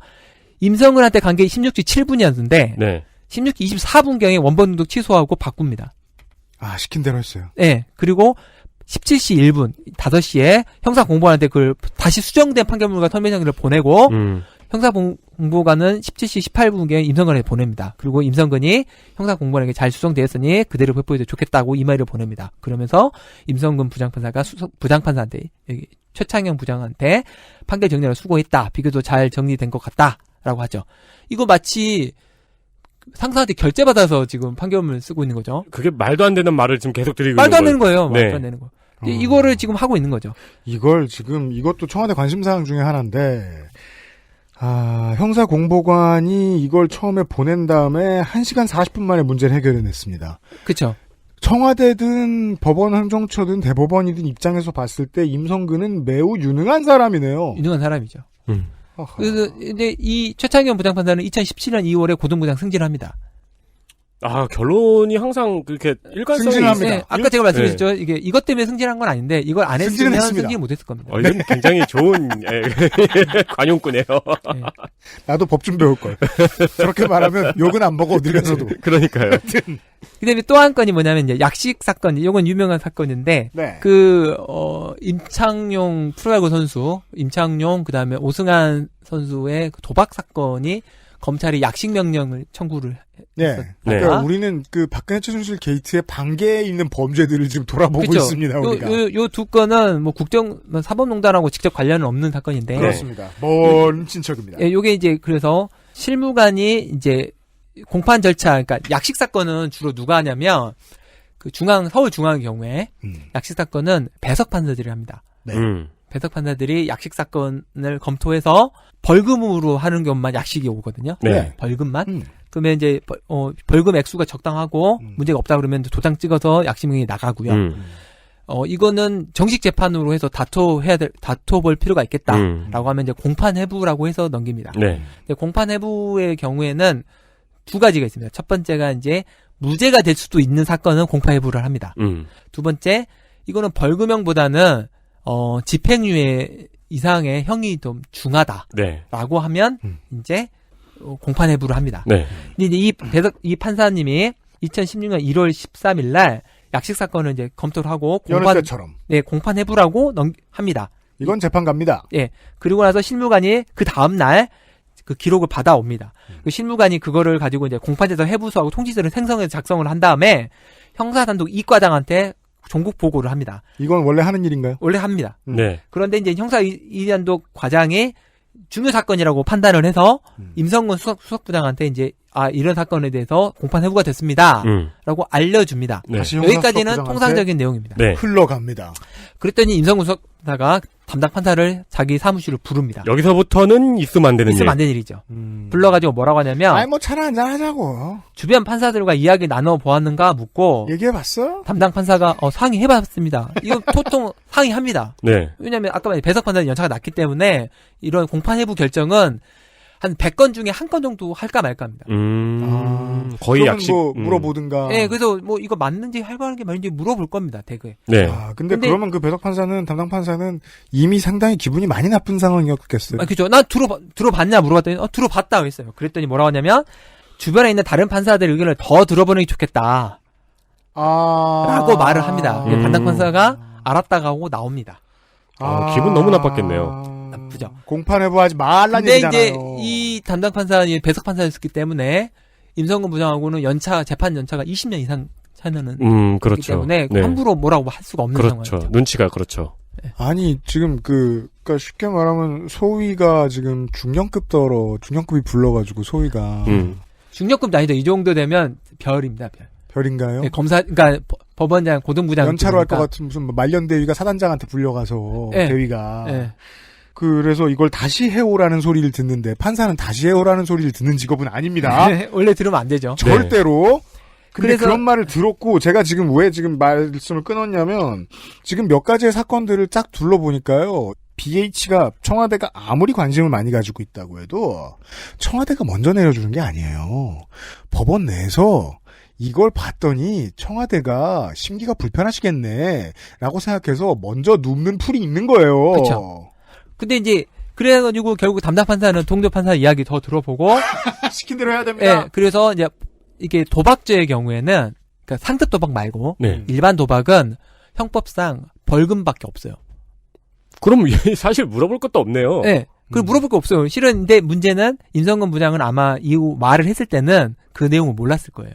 그냥 더 이야기해봐라. 그러니까 도박죄는 뭐 그런 내용을 이야기 안 해봤어요. 근데 이제 담당 판사 물어보니까 실무를 안 지적한 건 아니고. 네, 담당 판사 물어보니까 도박죄는 벌금밖에 없기 때문에 만약에 엄하게 처벌해야 한다고 생각을 하면 벌금형 최고형을 하면 된다. 굳이 공판에서 안 해도 된다라는 말을 듣고 도박죄 벌금형 최고형인 1,000만 원을 판결액을 수정해요. 네. 수정하고 공판에는 안 하고. 수석부장의 견해가 맞아 들어간 것처럼 담당 판사는 지금 보였겠네요. 그렇겠죠. 이제 그래서 결국 1,000만 원 약식 명령을 나가는 걸로 결론을 바꾸죠. 그래서 이제 뭐 결과적으로는 뭐 공판 해부의 필요성이 없었던 건 맞아요. 네. 제가 보기에는. 물론 이제 그런데 근데 그 절차는 안 됐고요, 여튼. 예, 뭐 그리고 또 이제 후속 절차 뭐 이것도 뭐 다 있는데 이거에 대해서 이제 아까 말한 이것도 무죄 났어요. 무죄 났는데 아까 말한 무죄 난 이유는 똑같아요. 재판에 개입할 권한이 없기 때문에 남용할 직권이 없다. 네. 재판에 개입했지만 재판에 권한에 개입할 권한이 없으므로 재판에 개입한 건 아니라고. 뭐야 이게? 근데 요거에 대해서도 아까 말했처럼 위법한 행위라고 판단을 해요. 뭐냐면 그 판결문 이미 등록이 됐는데 이미 끝났는데 그거를 수정하다로 하는 거는 재판에 옮기지는 위헌 행위다라고 판단을 하고 위헌 행위다. 약식 명령 부분에 대해서는 재판 관여 행위로 볼 여지가 있다라고 해서 약간 완화된 판단을 해요. 왜냐하면 아까 말한 것처럼 이제 벌금형밖에 없기 때문에 통상적으로는 공판 해부는 하지 않아요. 네, 네. 문제는 아까 제가 말했잖아요. 오타를 집어내는 법원장도 문제가 있다고 봤기 때문에 이 내용도 좀 문제가 있어요. 그렇죠. 그렇죠. 왜냐하면 지금 이제 이 두 개 사건은 가소다세아는 발전기가 어디 있는지 알았어요, 우리가. 그렇죠. 청와대 임종원이었어요. 네. 근데 요 사건은 발전기가 누군지 몰라요. 네. 그렇죠. 임성근 부장판사가 자가 발전한 거예요. 그렇죠. 그렇죠. 충신이죠. 근데 뭐로 인해서 자가 발전한지를 알 수가 없어요. 어쨌든 간에 근데 이 사람은 기본적으로 에티튜드가 약간 문제가 있다는 점을 지적을 하는군요. 그렇죠. 근데 이제 문제는 자기 생각이 문제지 아닐 수도 있거든요. 네. 근데 그거를 막 집어넣는 거예요, 막. 개입을 하는 거예요. 그죠. 이걸 그대로 두면 이런 부장급들이 늘어날 거라고 예측하는 게 타당한 추측이에요. 타당하죠. 법원은 망해요, 그러면. 그래서 임성근 부장판사는 마지막 건 약식명령 관련해서는 징계를 받았어요. 징계? 예, 요 한 건에 대해서, 한 건. 네. 그 약식명령에다가 회부하는 거를 개입했다는 거에서 징계를 받았는데, 네. 그때 자기가 뭐라고 하냐면, 자기는 조언을 했지, 재판관이 한 게 아니다. 근데, 조언과 참견의 차이는 뭐냐면, 조언은 상대방이 원하는 때 하는 게 조언이고, 네. 상대방이 원하지 않는 말을 하는 건 참견이에요. 그렇죠. 인생의 가장 중요한 조언입니다, 청취자 여러분. 묻지 않은 질문에 조언하면 안 됩니다. 네. 묻지 않은 사람한테. 그건 참견이에요. 그리고 재판에 참견하는 게 재판 관여예요. 명쾌하네요. 그러네요. 이건 네. 뭐 테스형도 오고 갈 만한 명쾌한 논리네요. 그렇습니다. 근데 이제 이분은 제가 보기엔 이 형사수석의 임성근 부장의 그 행위는 정말 괴이하고 도저히 있을 수 없는 일이에요. 하면 안 된다, 이건. 이분은 위헌이다. 절대 법원에 있으면 안 돼요. 근데 그것도 법원에 있잖아, 지금. 네. 있죠. 네. 그것도 재밌네요. 이 임상근 형사수석도 어쨌든 간에 판사를 오래 한 사람이잖아요. 오래 한 사람이죠. 그리고 정말 걱정되는 건 이분은 아마 본인 말에 의하면 수많은 선배들의 조언을 받고 재판을 한 것 같아요. 그렇죠. 그러니까 제가 그렇게 자기도 했겠죠. 네, 제가 소름 끼친다는 게 그 부분이에요. 박판규 변호사님은 판사 시절에 있을 때 위에서는 오타도 수정하면 안 되는 분위기를 알고 네. 판사를 하셨는데 이 사람은 그럼 어떤 분위기에서 그 오랜 시간 판사를 했느냐 하는 오랜 거죠. 시간 동안 선배의 조언을 받아서 재판을 했을 가능성이 있어요. 그러니까 눈에 띈 바퀴벌레 한 마리는 수천 마리를 의미하잖아요. 네. 그리고 심지어는 이 사건이 딱 터졌을 때 자기는 조언이지 재판관이 아니라고 막 함견을 하잖아요. 뭐 여기서도 마찬가지예요. 무죄 받고 엄청 신나했어요. 근데 이분은 절대 하면 안 돼요. 그리고 또 이분은 정말 위험한 게 뭐냐면 법원에 있잖아요. 그 옆에 판사한테 자꾸 조언을 할 거예요. 어떤 동기에서 조언하는지도 몰라요. 그냥 자기 평소에 신문 보다가 이 사건은 이렇게 가야 되는데 왜 이렇게 하지? 그렇죠. 그래서 막 조언을 할 거예요. 네, 그 사건에. 네. 그럼 위험해요. 이런 사람은 가까이 하면 안 돼요. 이게 마치 그 개교회주의처럼 정말 비슷한 건데 독립을 완전히 보장해주면 겁나 잘하는 곳이 있고 겁나 못하는 곳이 있다는 상정도 해야 됩니다. 재판관의 독립성을 보장해준 다음에 충분히 보장해줬더니 독립성을 보장하지 말아야지 하는 쪽으로 발전하는 재판관도 있을 수 있다는 걸 확인하는 중인 거예요. 우리가 사법농단을 통해서. 이분은 제 보기에는 반드시 탄핵돼야 돼요. 판사로서는 가지면 안 되는 오지랖을 갖고 있는. 오지랖이라고 말하기 정도도 좀 민망한 게 이분은 불법이에요. 그냥 다 불법이고 다 위헌이고 네. 이분은 절대 재판 안 돼요. 지금 현재는 이분은 제가 알기로는 그 조정 총괄 부장을 하고 있는 걸로 알고 있는데 네. 조정은 괜찮아요. 뭐 조정은 어차피 당사자의 의사에 따라서 하는 거니까. 근데 조정을 다시 재판으로 돌리고 이럴 능력은 없으니까 혹시 그럴까봐 걱정되네. 아니, 회부하면 자기가 하진 않아요. 아, 네. 그래요. 자기가 다른 재판부 가는데 네. 이분은 재판하면 안 돼요, 절대. 이분은 재판하면서 또 다른 사람 조언 들을 거 아니에요. 그렇죠. 네, 막 뭐 자기가 원하지 않는데 누가 뭐라고 하면 조언이구나 그러면서. 그리고 또 우리가 검찰을 보면서 두려워하고 걱정하는 부분 중에 하나가 충성을 엄청나게 하는 조직이다가 충성할 곳이 없어졌을 때 어떻게 변하는지를 우리가 여실히 보고 있거든요. 자신들이 충성을 하던 그 윗선처럼 굴기 시작합니다. 보고 자란 건 엄마 아빠밖에 없으니까. 네. 이 판사들도 자유를 보장해주고 그냥 작은 견책으로 내버려두고 계속 판사하게 하면 본인이 권력이 될까봐 걱정스러운 거죠. 그게 제일. 자, 임성근 형사수석 부장의 사례까지 봤습니다. 4건 중에 3건을 봤습니다. 광고를 듣고 마지막 한 건을 좀 볼까요? XSFM입니다.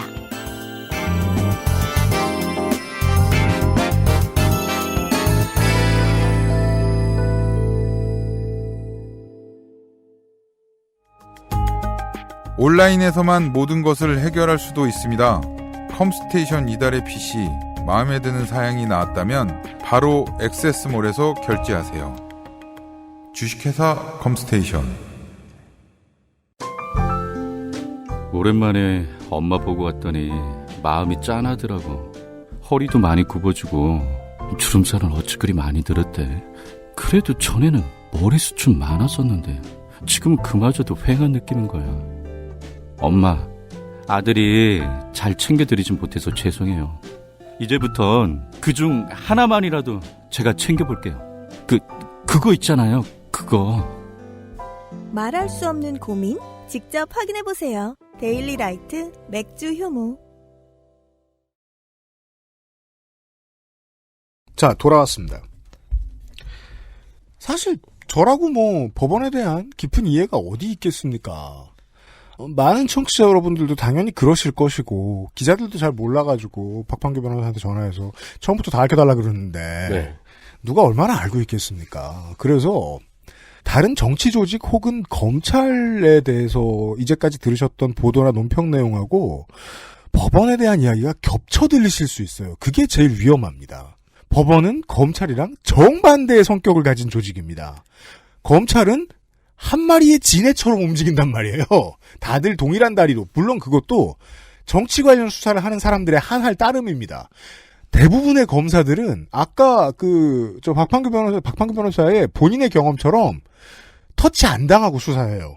자기 방에서 자기 수사관들하고 자기들끼리만 다 합니다. 네. 어쩌다가 부장이 로펌의 대표 변호사처럼 어시스트를 해줘요. 이렇게 알아보면 더 편하지 않을까? 정도의 얘기를 해줘요.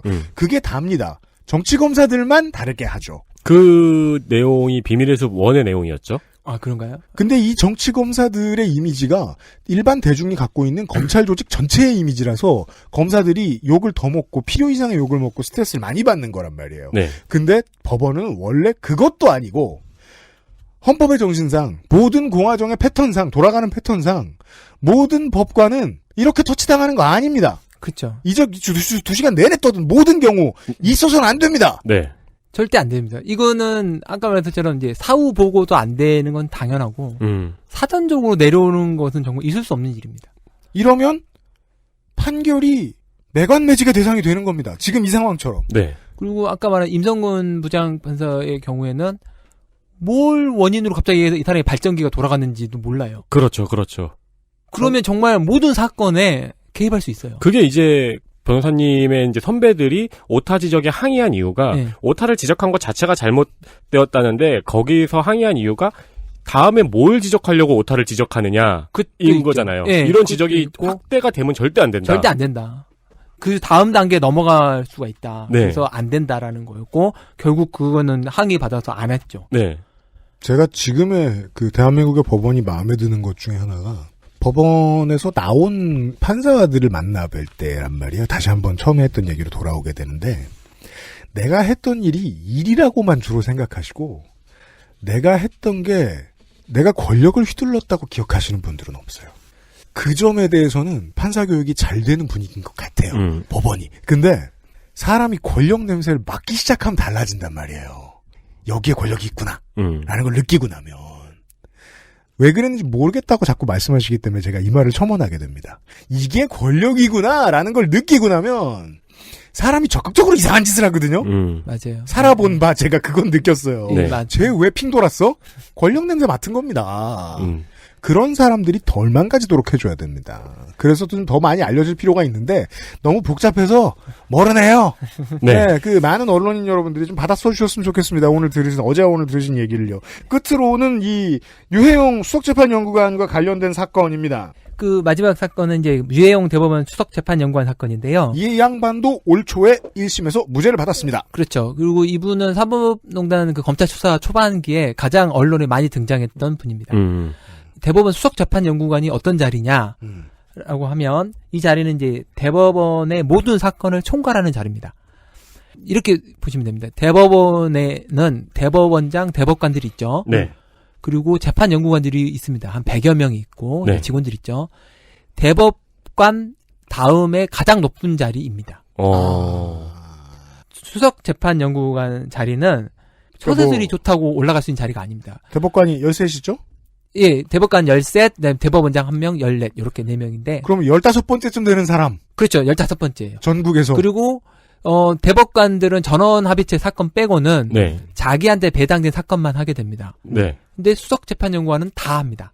어떻게 보면은 더 셀 수도 있는 더 자리. 셀 수도 있죠. 네. 모든 사건을. 그래서 그 밑에 보면 선임재판연구관들이 있는데. 보면 큰 조직은 3인자가 제일 무서워요. 그렇죠. 예. 그러니까 이런 조직입니다. 그래서 선임재판연구관은 행정조, 뭐 형사조, 뭐 인사조 이렇게 있는데 그 사람들을 또 총괄하는 자리입니다. 네. 그래서 이 자리는 처세술 좋다고 올라갈 수 있는 자리고 법리에 있어서는 법원 내외에서 자타가 공인하는 사람만 갑니다. 제일 유능한 사람. 예.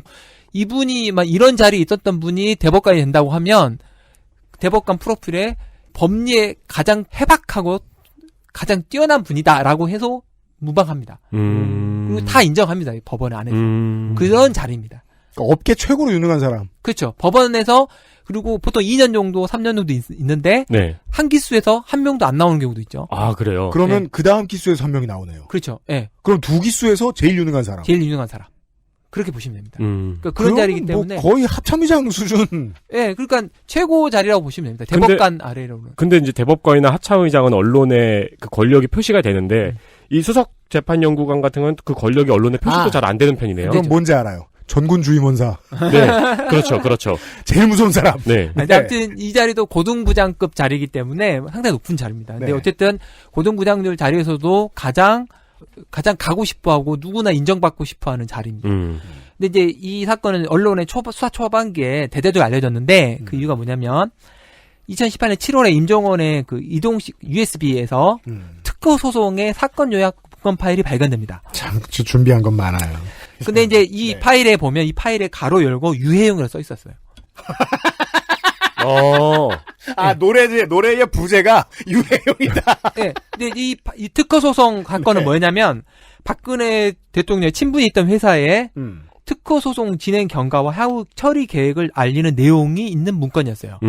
아마 그 예전에 무슨 뭐 실인가 박근혜 성형 미용 성형과 관련된 성형 시술 실 관련해서 뭐 특허 소송이 있고 뭐 하여튼 그런 게 있었던 건데 데이트 청문회 당시에 그 나왔던 의사의 부부 그 부부가 운영했던 회사의 특허 소송 관련이었는데 이것도 BH 관심사항이었죠. 그래서 그거에 관해서 가로에 써 있었어요. 그래서 검찰이 이제 이걸 발견하고 압수수색 영장을 청구를 했는데 압수수색 영장이 기각이 돼요. 그래서 8월 28일 날 이제 유해용 수석한 그 당시에는 변호사였어요. 변호사한테 이거 이미 제출을 좀 해달라. 요 문건 관련해서 했더니 알았다라고 했는데 그 다음날 번복해요. 이미 제출을 안 하겠다. 그러니까 이제 검사가 9월 1일 날 비공식 면담을 좀 하자고 불러요. 유해용 그 변호사예요, 당시. 그리고 나서 이제 변호인이 임진 제출을 할 의사가 없다라고 최종적으로 알려줘요. 네. 그러니까 이 전에 유해용 변호사에 대한 압수수색 영장이 기각된 이유는 이미 제출 가능성이 있기 때문에 할 필요 없다라고 했었거든요. 이미 제출 안 하겠다고 명확히 밝혔잖아요. 네. 그래서 9월 4일 날 유해용 수석 연구 그 변호사, 당시 변호사한테 압수수색 영장이 발부가 돼요. 그러니까 이제 압수를 했죠. 압수하러 갔어요. 갔더니 USB 이제 한 개만 입수를 했고 그 안에서 과정에서 대법원의 재판 검토 보고서가 다수 발견이 돼요. 변호사 사무실에서. 네, 대법원의 재판 검토 보고서 다수 발견이 되는데 압수 영장에 이 내용에 관한 내용이 없었기 때문에 검찰이 어떻게 하냐면 현장 보존 조치를 해주겠다라고 해서 확인서를 유해용 변호사한테 받아요. 그리고 나서 다시 추가 영장을 냈는데 그게 기각이 돼요. 아니 현장 보존 조치 확인서도 교부 받았는데 현장 보존돼 있는데 그 현장 보고된 재판 검토 보고서를 압수하겠다고 법원에 신청을 했더니 법원이 기각을 해요. 아, 영장판사 지금 2명이 등장합니다. 이걸 기각한. 네. 그래서 그거를 보고 유해용 판사가 기각이 됐구나 알고 난 뒤에 증거인멸해야지. 그 보존 조치를 약속했던 SSD 그 디스크를 폐기해요. 그리고 출력물도 다 폐기해요. 그러니까 이제 검찰이 갑자기 언론 플레이를 했죠. 검찰은 힘들면 언론 플레이를 합니다. 네. 그래가지고 결국은 9월 10일 날 이제 변호사법 위반. 나중에 여기 기소된 내용을 보면 이제 자기가 취급했던 사건을 수임했다라는 걸로 해서 기소도 해서 하고 그걸 가지고 압수수색 영장도 청구되고 구속영장도 청구가 돼요. 특이한 거는 이 사법농단 관련해서 첫 번째 구속영장은 유해용 변호사였어요. 임종원도 아니고 양승도 아니고 유해용 변호사가 첫 번째 영장이 구속영장 청구가 돼요. 그랬더니 그건 기각이 됐어요. 그러면서 이제 유해용 변호사 당시고 전 수석재판연구관에 대해서 기소를 하게 되죠. 이 사람에 대한 압색은 3번 실패했네요. 그렇죠. 3번 실패하는 동안 많은 증거가 인멸됐고. 그렇죠. 이제 요거에 관련해서는 이제 아까 말한 증거 능력에 관한 문제인데 요 부분은 설명을 안 할 거예요. 네. 뭐 그게 딱히 뭐 남는 만한 내용이 없어서. 그러니까 검찰이 유해용 관련 자료를 수색을 하려고 압수수색 영장을 계속 시도를 했는데 행정처의 영향인지는 모르겠지만 그 영장이 계속해서 기각이 되었다. 네, 뭐 영향은 모르겠고 하여튼 압수 영장은 계속 기각이 됐고 최종 구속 영장도 기각이 됐어요. 근데 이제 그 부분은 제가 보기에는 뭐 제가 압수 영장 기각이 잘못됐다고까지는 뭐 말하기는 어려워요. 왜냐하면 결과적으로 무죄가 났기 때문에. 다만 영장이 계속 청구된 거는 검찰이 아까 말한 대법원 수석재판연구관의 위상이 굉장히 높기 때문에 그 다음에 이 사건 요 시기가 사법농단 수사가 본격화 되고 시면서 계속 영장이 기각되는 시기였어요. 그러면서 이게 이제 사실상 검찰의 타겟이 됐어요. 그렇죠. 타겟이 돼가지고 법원에 대해 뿔났다 확실히. 뿔났고 검찰은. 그 중에 뭐 자잘한 사람에 대해 영장 청구하거나 기각된 거를 알리면 사람들이 잘 모르니까 급이 있는 사람의 영장 청구가 기각됐다라고 해서 이제 언론에서 쭉 펼쳤죠. 그렇군요. 그러면서 이제 첫 번째 구속영장 이 부분에 대해서 발부가 그러니까 영장이 청구가 되는 거죠. 그것은 뭐 검찰의 생리와도 연관이 되죠. 그렇죠. 이제 그러면서 이제 그 기소 내용은 뭐냐면 박근혜 그 특고 소송 관련한 문건을 작성하면서 재판 정보를 외부에 유출했고 공무상 비밀 누설했고 또 이거를 작성하게 시켰다. 그래서 직권남용이다. 요거 하나. 그렇죠. 그다음에 재판 검토 보고서 여러 건을 외부에 가져가서 공공 기록물 유출 뭐 하여튼 그런 거. 변호사면 일반인인데. 네, 일반이고 그다음에 그 개인정보 위반. 요런 걸로 기소됐고 그다음에 그 중에 한 건은 자기가 총괄 그러니까 아까 말한 수석재판연구관 시절에 담당했던 사건을 변호사가 담당했다라는 걸로 기소가 됐는데 이게 뭐냐면 판사 출신 변호사는 변호사로 나오면 1년간 자기가 퇴직 후 전 1년 동안 근무했던 법원의 사건을 담당할 수 없어요. 수임하면 안 돼요. 1년간. 법원 전체에? 네. 아니요. 자기가 있었던 법원의 네. 사건을 1년간 안 돼요. 그러니까 퇴임한 판사였던 변호사는 퇴임하고 예를 들어 그 판사가 뭐 서부지방법원에 있었다면은 서부지방법원에서 처리하는 모든 사건을 1년간 수임할 수 없어요. 만약에 서부와 중앙에 1년 동안 뭐 중앙에서 이틀 근무하고 서부에서 뭐 1년 뭐 363일을 근무했다. 네. 그러면 중앙과 서부 사건을 1년간 수임할 수 없어요. 둘 다. 네. 최소한의 안전장치군요. 그렇죠. 그게 하나 있고 또 뭐냐면 자기가 취급한 사건은 기간에 상관없이 수임할 수 없어요. 아, 영원히. 네, 내가 했던 사건. 네. 첫 회부터 마지막 회까지 내내. 네, 절대 안 돼요. 내가 했던 사건이니까. 그러니까 내가 1심에 판결을 하고 나와서 2심과 뭐 대법원 이건 절대로 할 수가 없는. 그러니까 내가 취급했던 사건에 대해서 내가 1심 판사로서 뭐 하다가 나왔다. 그러고 나서 그 사건을 다시 한다. 그거 안 돼요. 네. 그다음에 내 사건이 뭐 그래서 동부에서 내가 재판하다 나왔어요. 한 석 달인가 하고 나왔어요. 네. 근데 그 사건이 중앙으로 이송이 됐어요. 그러면 내가 했던 사건이 아니잖아요.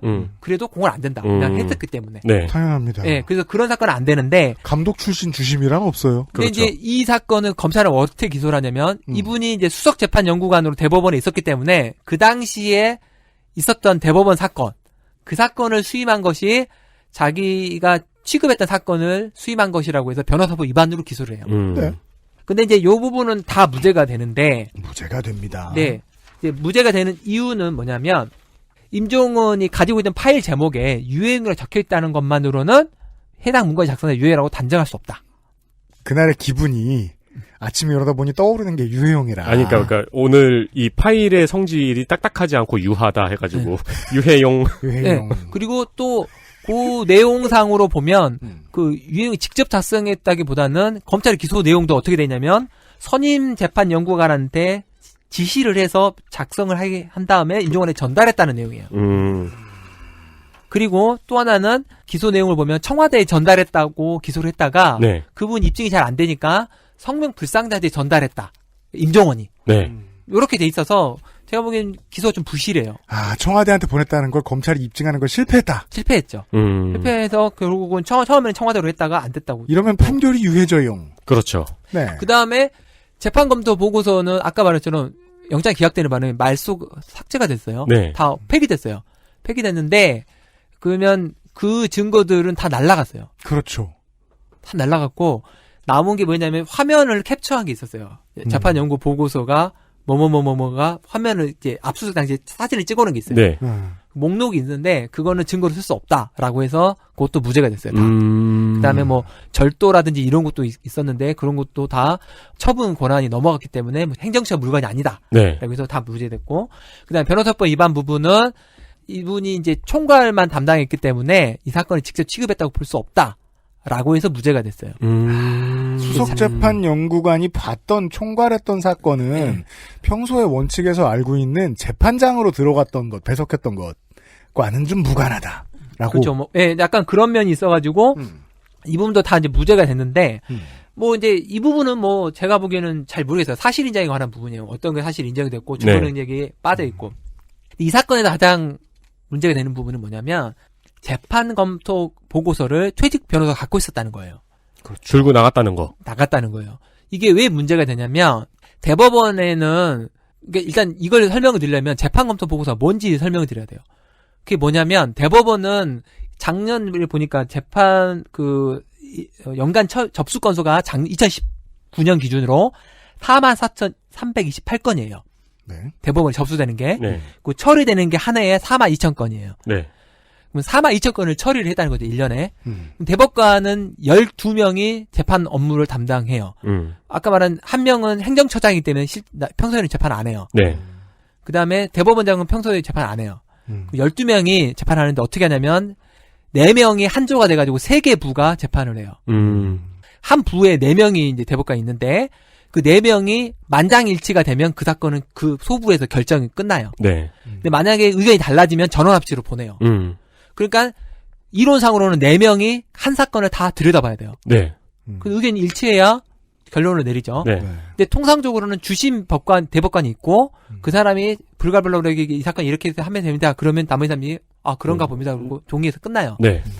그러면 12명이 42,000건을 1년에 처리하는 거예요. 네. 나누면 각 대법관이 형식적으로는 한 부에서 14,000건 정도를 처리해야 되고 14,087건. 네. 그리고 그다음에 이거를 뭐 주심 1년이면 뭐 하루에 보통 한 50건 정도를 처리해야 돼요. 평일에 250일을 쉬지 않고 계속 일한다. 국경일을 빼놓고 판단해도 하루에 56건 348건을 56.348건을 본다고 지금 계산이 나옵니다. 그렇죠.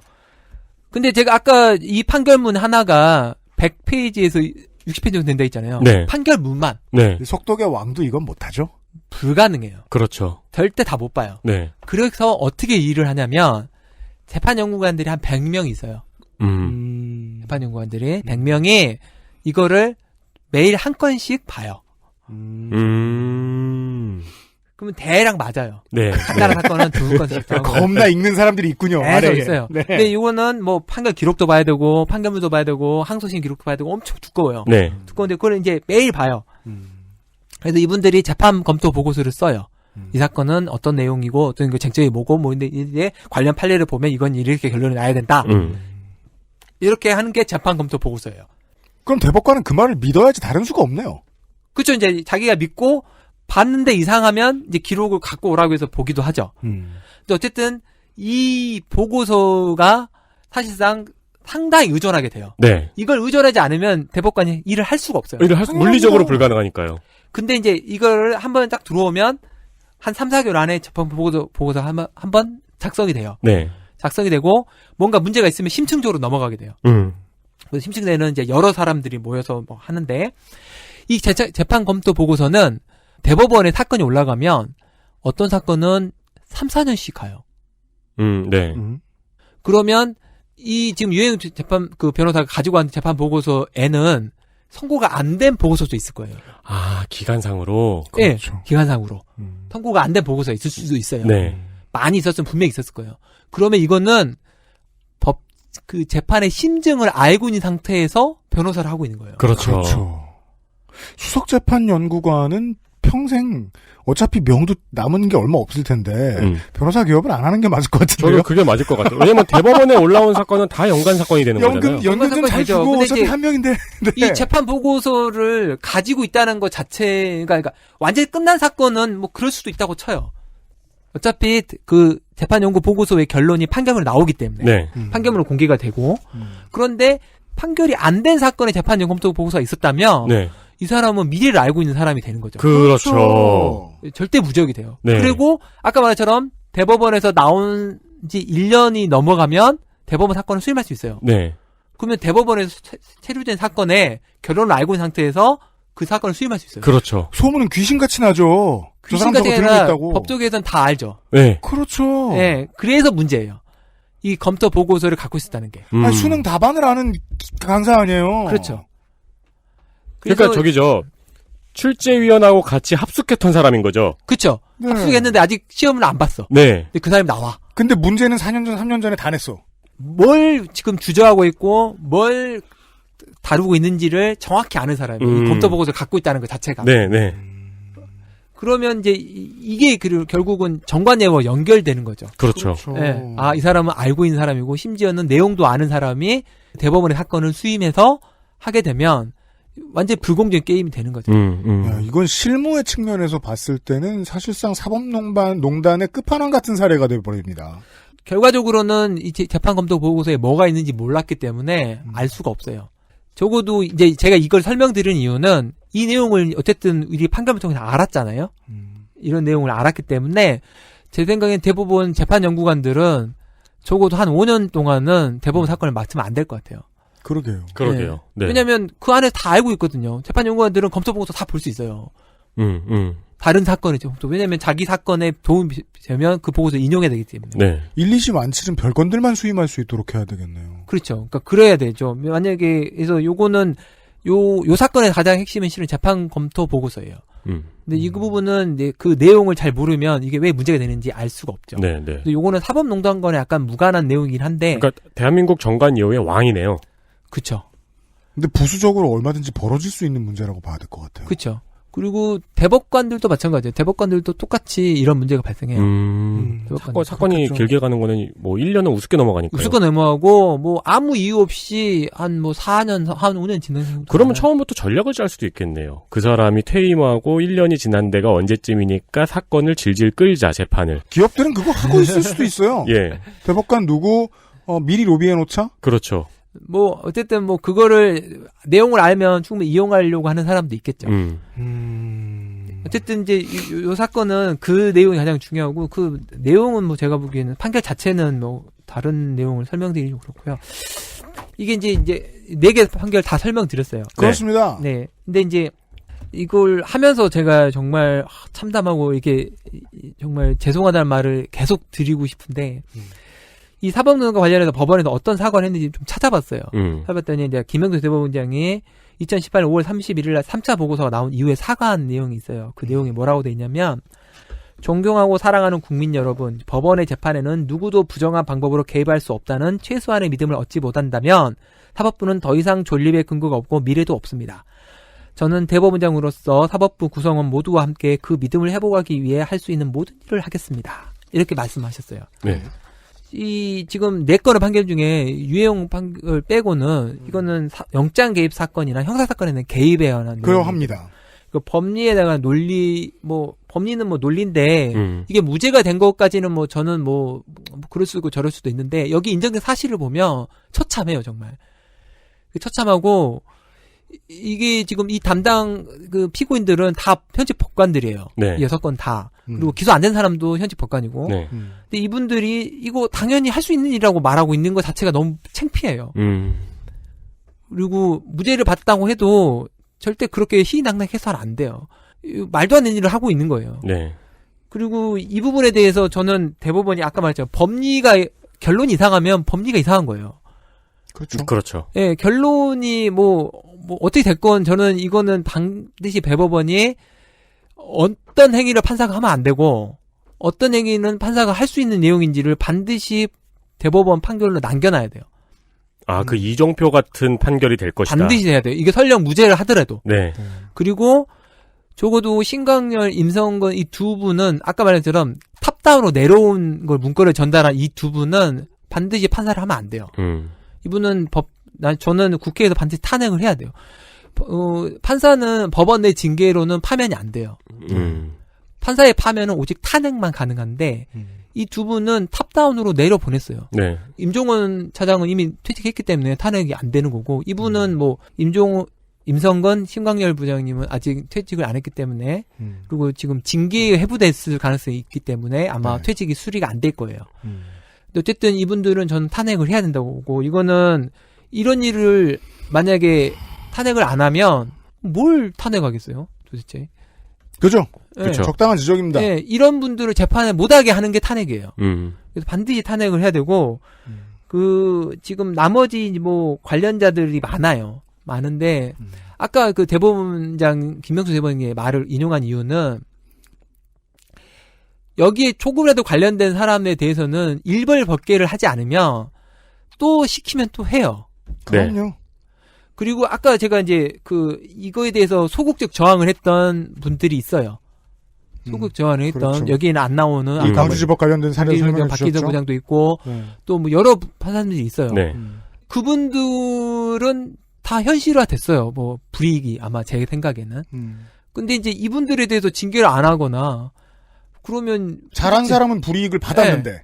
이 사람들은 뭐 시키는 대로 했으니까 문제 없다. 그렇죠. 시키는데 안 한 사람들은 불이익은 받았는데 시키는 대로 한 사람은 시켜서 했으니까 아무 문제 없다.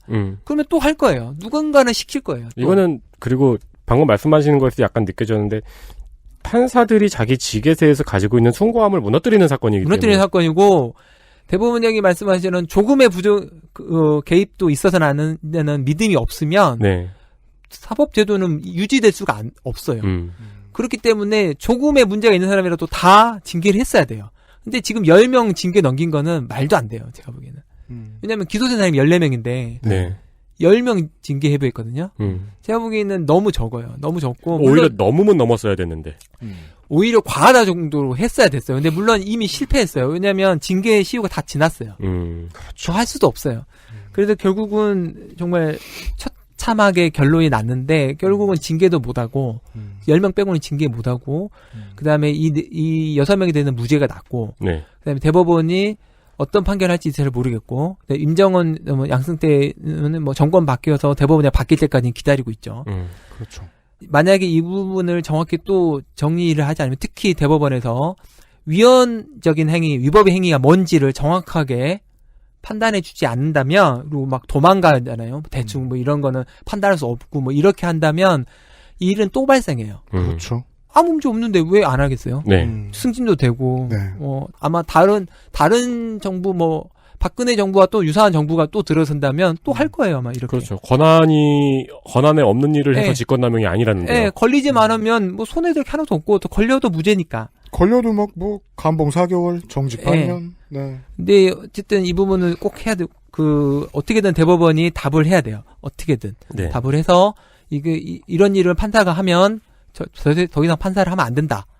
이런 확인을 반드시 해야 되고 아까 말한 인성근 그 부장님 판결에 보면 그 내용에 나오잖아요. 위법 이런 걸 판단을 하잖아요.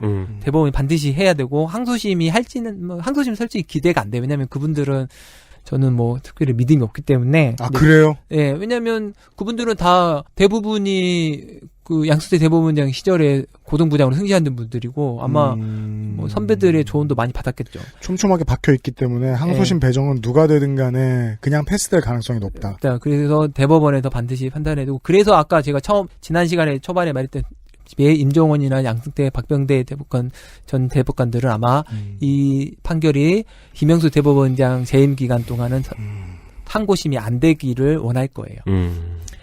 이거 마치면서 정말 다시 한번 죄송하다 말씀드리고 싶고 제가 주제 넘는 일이에요. 제가 왜 죄송하다고 할 위치도 아니고 지위도 아니지만 아무도 안 하니까 저라도 해야 되지 않을까. 네. 저는 뭐 그냥 일개 판사였고 뭐 이런 거 없지만 그래도 이런 일에 대해서 누군가는 사과를 해야 돼요. 반드시 해야 되고 그다음에 여기 나온 분들이 재판 이겼다고 재판부에 경의를 표하고 이런 소리 하는 게 얼마나 부끄러운 일인지 알아야 돼요.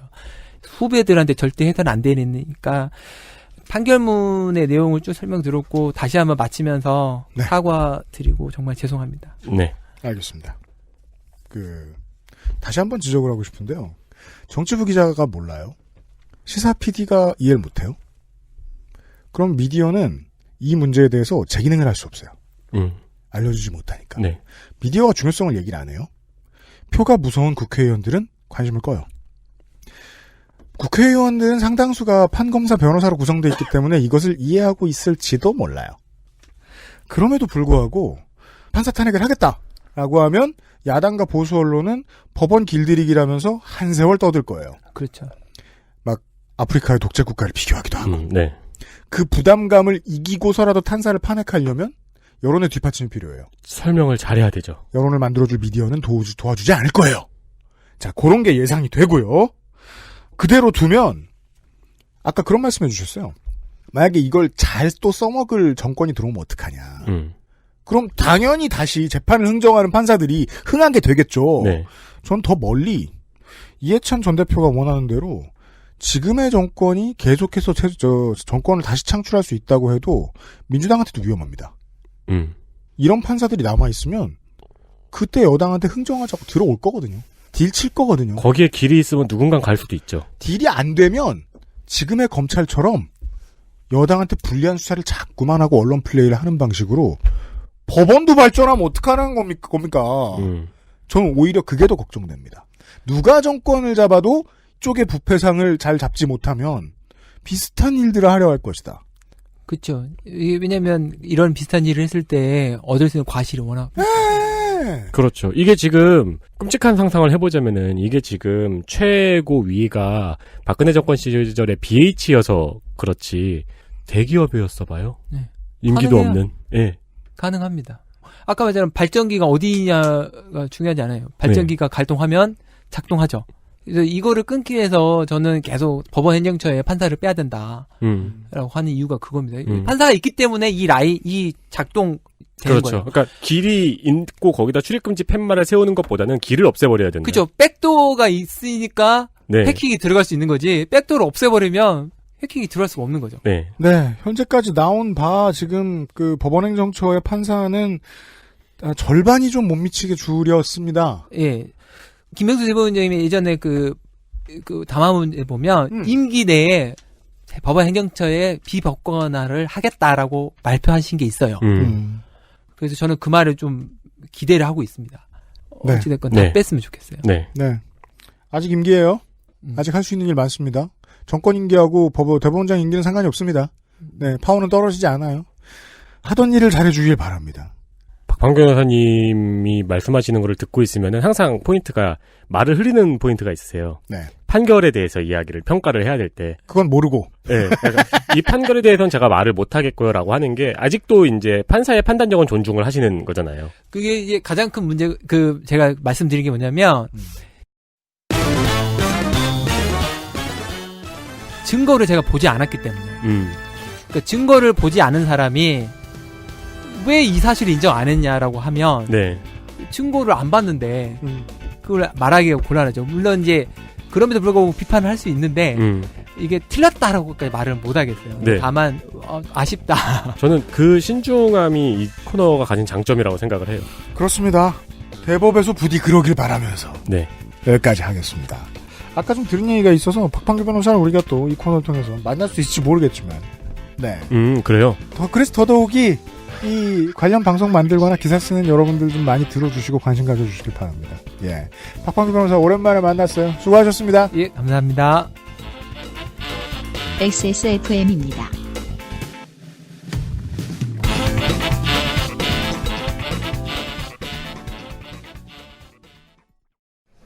와, 여기 1+1 행사한다. 이럴 때 많이 사나. 어차피 쓸 거잖아. 1년은 걱정 없겠다. 너도 빨리 사. 쌓아두지 마세요. 생리대에도 유통기한이 있거든요. 대한민국 1호 반값 생리대 29 days.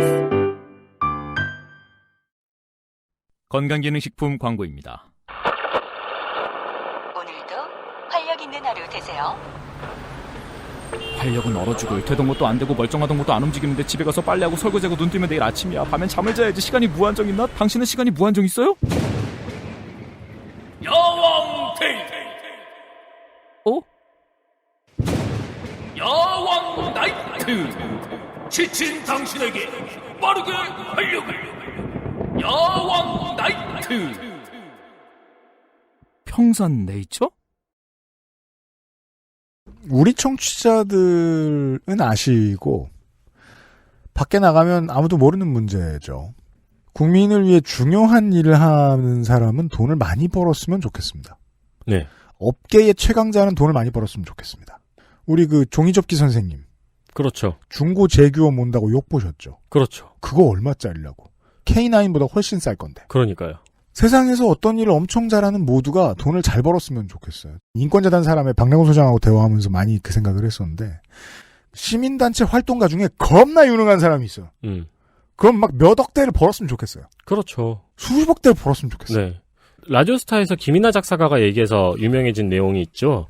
내가 겸손하니까 내 밑에 후배가 돈을 못 받더라. 그럼요. 늘 얘기하잖아요. 국회의원 많아지고 돈 잘 벌었으면 좋겠다고. 국회의원 밑에서 일하는 보좌관들 숫자 유지돼도 좋으니까. 왜냐하면 연구위원한테 맡겨도 되니까. 돈 더 많이 벌고 휴가 잘 갔으면 좋겠다. 야구 선수들 평균 연봉 올랐으면 좋겠다. 최고자 연봉은 괜찮으니까 이 정도면 괜찮죠. 청와대 직원들도 박봉입니다. 그렇죠. 전 이건 말이 안 된다고 생각합니다. 예를 들어 그런 대표적인 걸로는 NGO가 있는데 NGO의 최고봉은 UN이죠. UN이 박봉입니다. 돌아다니는 것에 비해서. 보통 3, 4개 국어를 해야 돼요. 능수능란하게. 아는 것도 많아야 되고. 그 사람들 돈 얼마 못 받아요. 네. 집안 돈 갉아먹는 거예요. 여러분은 집안 돈 갉아먹는 천덕꾸러기 똑똑한 친구들이 다 청와대에 들어가길 바라시나요? 전 그렇게는 생각 안 해요. 우리와 동일한 돈 욕심을 가진 사람들이 청와대에도 있고 국회에도 있었으면 좋겠어요. 박덕흠처럼 너무 욕심이 있는 것도 아니고 강기갑처럼 아무 욕심이 없는 것도 아니고 우리 같은 욕심을 가진 사람들이 들어갔으면 좋겠어요. 그 웃긴 거예요. 왜 가끔 국회의원 뽑을 때 그런 정서 작용하잖아요. 뭐요? 부자니까 비리는 안 저지르겠지. 정몽준 서울시장 나왔을 때 왠지 재산을 가지고 우리한테 매겨 살릴 것 같고. 저 사람은 부자니까 뇌물은 안 받지 않을까? 그런 심리 가끔씩 작용한다 그러잖아요. 네. 그게 설득이 될 거면은 그 자리에 올라간 사람을 다 부자로 만들어줘야죠. 고생하고 힘들게 빠져나온.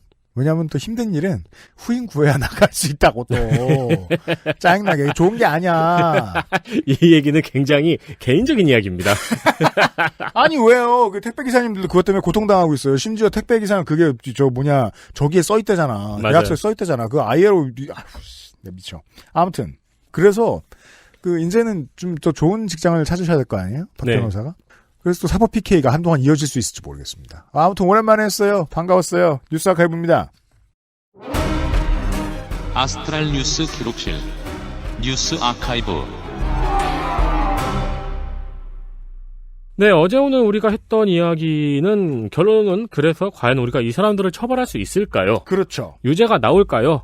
에 대한 이야기를 해본 거였죠. 계속 궁금해하면서 들었습니다. 네, 그래서 오늘은 그와 관련된 두 가지 이야기를 준비했습니다. 먼저 첫 번째 이야기는 1999년 10월 22일의 일입니다. 레지스탕스 출신으로 코르시카와 알제리 행정장관, 그리고 드골 정권에서 파리의 경찰국장, 프랑스령 모로코 총독, 프랑스의 국회의원, 예산장관까지 지냈으니까 요직이란 요직은 다 거쳤죠? 레지스탕스가 되기 전에는 나치 부역자였다는 게 좀 특이합니다. 네, 그거 제가 뒤에 이제 반전으로 넣은 문장인데. 아, 그래요? 못 봤네요. 그러니까 이 사람 하면 그게 좀 유명해서. 네. 아시는 분들 아실 거예요. 그렇죠. 네, 이 모리스 파퐁이 스위스에서 체포되어 수감이 되었습니다. 왜냐하면 1981년 프랑스의 한 역사학자가 보르도 지방 정부의 창고에서 보르도 지방의 유태인을 포로 수용소로 보낸 모리스 파퐁의 서명을 찾아냈거든요. 보르도 지방의 창고에는 와인만 있는 게 아니었어요. 여기 이제 지방 정부의 창고니까요. 그렇죠. 네, 거긴 와인이 없겠죠. 네. 있을 수도 있고. 그렇죠. 네. 지들 먹는 거네. 보르도는 유명하니까요. 네. 이 모리스 파퐁은 BC 정부의 보르도시 치안 책임자로 나치의 부역자였습니다. 그런데 부역자로 행복한 삶을 살고 있었어요. 네. 네. 이 부역자는 너무 좋아 살고 있었는데 어머나 세상에 나치가 질 것 같아요. 그렇죠. 그러니까 갑자기 나치의 정보를 레지스탕스에게 흘려주기 시작합니다. 이게 이제 권력이 역전될 때 생기는 많은 흔한 병가지 상사 중에 하나입니다. 내부 정보를 흘려주는 내부의 열심히 일한 부역자들. 그렇죠. 네. 그런데 이 변신이 성공적이어서 드골 정부에서는 레지스탕스 전투십자 훈장을 받게 됩니다. 왜냐하면 정보를 받았던 레지스탕스들이 증언을 해줬거든요. 아니, 정치란 이런 겁니다. 아무리 부역자였다고 해도 보상을 해줘야 돼요. 우리 쪽에 스파이 역할을 했으면. 네. 그리고 1961년에는 프랑스 최고의 훈장인 레지옹 도네로 훈장도 받았습니다. 보상이 세군요. 그렇죠. 이후에 앞서 말씀드렸다시피 요직을 거치면서 승승장구했고요. 근데 이제 이때까지만 해도 반민특위를 피했군요. 저 사람이 나치 정부 밑에서 일을 했지만 레지스탕스에게 정보를 준 우리 스파이였다라고 이야기를 할 수 있는 이유가 유태인을 수용소로 보낸 것까지는 몰랐던 거죠. 그렇죠. 그냥 그 자리에 앉아있는 스파이라고 생각을 했던 건데 그 서류가 발견되면서 이제 적극적인 부역자라는 게 드러나게 된 거죠. 아, 네. 그러다가 이 한 주간지의 보도로 걸렸습니다. 이것도 이제 제가 크롬이 번역해진 문장을 읽어보다 보니까 무슨 주간지 세무조사하다가 그 주간지가 빡쳐가지고 찾아낸 거라고 하더라고요. 기자가 화가 나면 그런 일이 생기죠. 이후 16년 동안 법정 싸움이 시작이 됩니다. 결국 97년 이때는 모리스 파퐁의 나이가 87살이었거든요. 1심에서 10년형이 나왔습니다. 네. 그리고 항소심 직전에 스위스로 튀었다가 하루 만에 잡혔죠. 아, 그렇군요. 이때 우리나라의 친일파 청산과 같이 언급이 되면서 언론에 많이 나왔습니다. 마지막까지 부역자를 처단하는 파리를 본받아야 된다. 이런 식으로요. 네. 네. 그리고 감옥에 갔다가 3년 뒤인 2002년에 병보성으로 나왔고 5년 더 살다가 2007년에 죽었습니다. 네. 물론 프랑스의 부역자 청산에 대해서는 마구잡이인 것도 있고 당연히 정치 아젠다에 많이 동원이 되기 때문에 부정적인 견해도 많습니다만 너무 막 죽였죠. 네. 우리는 본받고 싶은 우리는 부러우니까 자꾸 이런 점을 많이 얘기하게 되고요. 네. 근데 또 다른 흥미로운 점은 이 양반이 그 1961년에 알제리 전쟁 중에 있었던 파리에서 학살이 있었거든요. 네, 알제리인을 학살한. 근데 그때의 경찰국장이었어요. 이때 경찰국장이 알제리인이 프랑스 경찰을 죽인 것에 분노하면서 프랑스인 1명의 목숨은 알제리인 10명의 목숨으로 대갚아주라고 말하고 학살을 지시했거든요. 아하. 그리고 실제로 학살이 일어났고요. 네. 그러니까 그 학살을 지시했던 그 사람이라는 겁니다. 그러니까 역시 배신자가 돌아오면 가장 목소리가 큰 민족주의자가 되는 법이죠. 그렇죠. 그리고 여담이지만 모리스 파퐁은 이 알제리 학살로는 아무 처벌도 받지 않았습니다. 그렇습니다. 이건 전 세계 공통의 법칙이라 이게 피해갈 수가 없습니다. 네. 이 민족주의로 흥한 자는 변절 이전에 못된 짓을 좀 했어요. 네. 적극적으로. 그때 적극적이었던 것만큼 동일한 톤으로 민족주의자가 됩니다. 그렇죠. 예, 이 민족주의를 조심해야 되는 이유가 여기에 있습니다. 그 방귀 낀 놈이 성내는 거죠. 민족주의! 이러면서. 네. 부득불. 부득불은 방구 소리 같네요. 네. 방구 소리를 들어서 만들어낸 말이라는 설이 있어요. 네. 다음은 뭡니까? 두 번째 이야기는 비슷하지만 다른 결말의 우리나라 이야기입니다.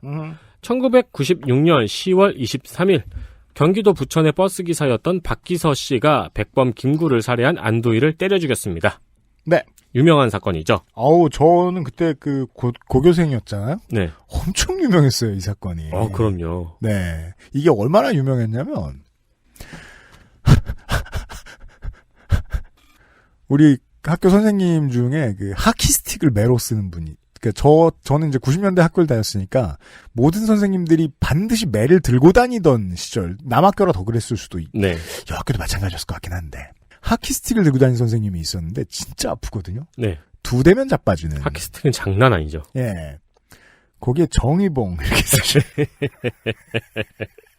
정의봉이라고 매 쓰고 다니는 선생들이 은근 있었다고 합니다. 저만 봤던 게 아니었더라고요. 왜냐면 이제 이때 박기서 씨가 안도희를 때려 죽일 때 썼던 몽둥이에 정의봉이라고 썼었거든요. 그렇죠. 네, 그래서 이후로 정의봉이 약간 유행을 했어요. 맞아요. 그 뭐 자매품으로 막 심수봉 이렇게 쓴 것도 있었는데. 김구의 암살범인 안도희는 강점기에 일본에서 대학을 다니다가 중국으로 올라가 일본군 납품업자로 돈을 벌었습니다. 그리고 해방 이후에 돈을 이제 아까 모리스 파펑과 비슷한 거예요. 일본군 납품업자로 돈을 벌다가 해방 이후에 귀국하면 뭘 하죠? 민족주의자. 서북청년단 회원이 되죠. 아, 그러네요. 네, 서북청년단 회원. 만국공통이에요. 네, 활동을 합니다. 그러다가 육사에 가서 포병 장교가 됩니다. 네. 김구를 암살했을 때는 장교 신분이었죠. 네. 당시에 군대가 배후에서 조직적으로 움직인 흔적이 여러 차례 밝혀졌지만 정확히는 미제입니다. 예. 여기서 미제라는 의미는 배후에 이승만이 있었다는 증거가 직접적으로 발견되지 않았다는 뜻입니다. 살해 직후에 당연히 체포가 됐습니다. 그리고 무기징역을 받았다가 15년형으로 감형을 받았는데 이후에 전쟁이 터지자 다시 군대로 복귀하고 복권됐습니다. 소령으로 예편을 했는데요.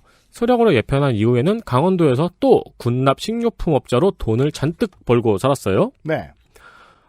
그러다가 이제 4.19 혁명 이후로 쫓기는 신세가 됩니다. 이제 귀신처럼 이승만 정권에선 뒤를 봐주는 사람이 많았다는 약간 간접 증거가 되죠. 네. 4.19 혁명 이후로는 쫓기는 신세가 되어서 여러 차례 폭행당하고 살해당할 뻔한 적도 있고요. 80년에는 미국 이민도 시도했는데 실패합니다. 마포구청 앞에서 몽둥이로 얻어맞은 적도 있고요. 그러니까 실제로 이 안두희 어디서 찾아다니는 사람들이 좀 있었다고 하죠. 그렇습니다. 네. 네, 실제로 이제 미국 이민이 거절된 것도 출입국에서 출국을 안 시켰다고 합니다. 누군지 알아보고. 마포구청 앞에서 몽둥이로 얻어맞으니까 이건 또 얼마나 큰 기사가 돼요? 그렇게 어쩔 수 없이 언론에 자꾸 모습을 드러내게 됩니다. 그리고 96년에 박기서 씨한테 맞아 죽은 거죠. 어쨌든 이런 사적 제재는 좋은 일은 아니라고 할 수 있습니다. 매우 그렇습니다. 네. 이후 박기서 씨는 3년형을 받았고요. 1년 4개월 뒤에 98년 3.1절 사면으로 풀려났습니다. 그렇습니다. 두 가지.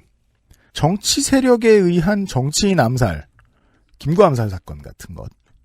그리고 비정치인의 정치인 혹은 정치인 관련자에 대한 사적 제재, 안두희 사망. 네.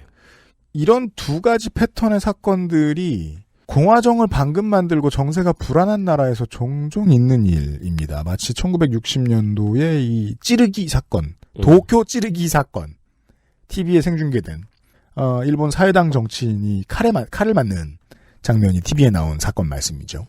제가 대한민국이 다 다행이고 용하고 장하다라고 느끼는 부분이 그겁니다. 이 두 가지 패턴의 사건들이 일어나지 않아요, 이제. 네. 거의 일어나지 않아요. 해봐야 계란. 구두. 댓글창에는 사적 제재를 법의 이름으로 하고 싶은 사람들의 목소리가 가득합니다. 전 이것도 긍정적이라고 봐요. 이분들이 이제 뒤늦게나마 정치에 대해 관심을 갖게 된 거죠. 네. 늦게 관심을 가졌으니 당연히 화가 잘 나죠. 권력이 모여있는 세계가 얼마나 지저분하고 이해하기가 어려운데 사적 제재를 하고 싶죠 막. 법체계도 이해도 안 되거든요. 저건 왜 저렇게밖에 안 하는지. 실제로 그렇게 화를 내다 보면 양형이 바뀌기도 합니다. 저희가 지금 지난주에 설명드렸던 그 성범죄의 양형기준위원회, 양형위원회 지금 오늘까지인가 내일까지인가 그런, 지금 여성단체들이 엄청나게 지금 관심 많이 가지고 있던데, 실제로 바뀌는 게 있기도 하고요. 정말 많은 사람들이 따라오다 보면 화가 난 시민들이 있죠. 근데 그게 사회를 뒷걸음질 치게는 하고 있지 않다는 증거가 이거라고 저는 생각합니다. 이런 류의 사적 제재가 더 이상 일어나고 있지 않다는 점. 네. 거대하게는 5천만의 커뮤니티가 합의를 본 거예요. 정말이지 빠짐없이 합의가 돼야 되는 거거든요. 마치 우리나라가 방역을 하는데 국민들이 다 신경 쓰듯이. 네. 사랑제일교회 신도들이라고 방역 신경 안 썼겠습니까? 썼어요. 썼는데 덜 썼으니까 그렇게 나온 거죠. 그렇죠. 예. 맨 밑바닥이든 맨 위에든 다 어느 정도 컨센서스가 있다는 증거입니다, 이게. 그러니까 제가 정치를 앞으로 향해 나가고 있고 긍정적으로 보는 이유들 중에 하나가 이거예요. 그리고 이 얘기를 방송에서 절대로 하지 않는 이유도 그겁니다.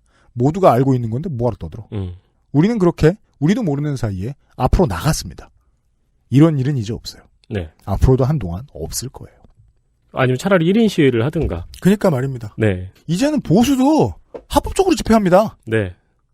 근데 이제 합법적으로 집회를 못하는 최초의 일이 생겼으니까 그거 가지고 화를 더 내죠. 요새 출퇴근할 때 에디터도 운전해서 올 때 보면 보일 거예요. 강변북로나 올림픽대로에 간선로에 어르신들이 서 있죠. 팻말 들고. 네. 정치 방역 중단하라. 1인 시위 하신다고요. 고급스러워졌어요. 그러고 보면은 제가 자주 국뽕을 빠는 이제 포인트인데요. 네. 그 박효신 외국인 반응 말고 요즘엔 이제 BTS가 있어가지고. 뭐 그렇죠. 네. 네. 전 세계에서 집회 시위를 제일 얌전히 하는 나라라고 그랬는데 네. 제일 얌전히 하는 나라가 제일 큰 걸 바꿨어요. 고도로 발전한 기술이 언제나 이깁니다. 이제 이런 거 안 합니다. 뉴스 아카이브였습니다. 금주의 의사소통. 트위터에서 라네이 언더바님이 분권 기합 소리 그렇죠. 시그니처로 쓰셔야. 이게 해시태그 IDWK. 이게 그 마무리까지 들었을 때 약간 중독이 되었는지 네. 토요일 방송에서 아쉽더라고요. 저는 마법처럼 넣게 됐어요. 이걸 내가 왜 넣고 있지? 이걸 내가 왜 한 번 더 넣지? 이걸 내가 왜 토요일까지 넣지? 이러면서 네. 편집하는 저도 그냥 끌려갔습니다. 이렇게 김민아에 따라서. 이러면서. 토요일 마지막에 한 번 더 나왔을 때 얼마나 기쁘던지. 따라서 이 상황은 김민아가 저를 띄운 거죠. 그래서 제가 죽을 때까지 발로 뛰어 올린 거죠. 분권으로. 네. 분권은 안 뜹니다만. 김민아 자칫 분권 시대예요. 그것은 알기 싫다. 386회죠. 386회 시간을 마치도록 하겠습니다. 자.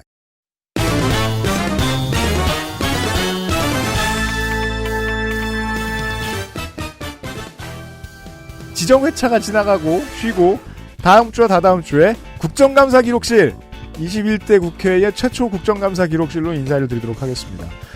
에디터하고 PD가 진행을 했습니다. 다음 주에는 덕질인과 비상시국대책회의가 함께 인사를 드리죠. 성가비 형이 지금도 존재를 하겠죠? 메시지는 읽었는데. 그래요? 못 본 지 너무 오래돼가지고. 전화해봐야겠다. 네. 그리고 또 아무 소리도 안 하니까 전날에 전화할까. 저 아무것도 모르고 있으면 어떡하지? 전화하면 다 썼는데요? 뭐 이러고 있으니까. 그렇죠. 네. 살려서 데리고 나오겠습니다. 다음 주에 국정감사 기록실 시간에 인사드릴게요. 안녕히 계세요. 안녕히 계십시오.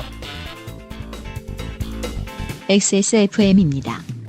I, D, W, K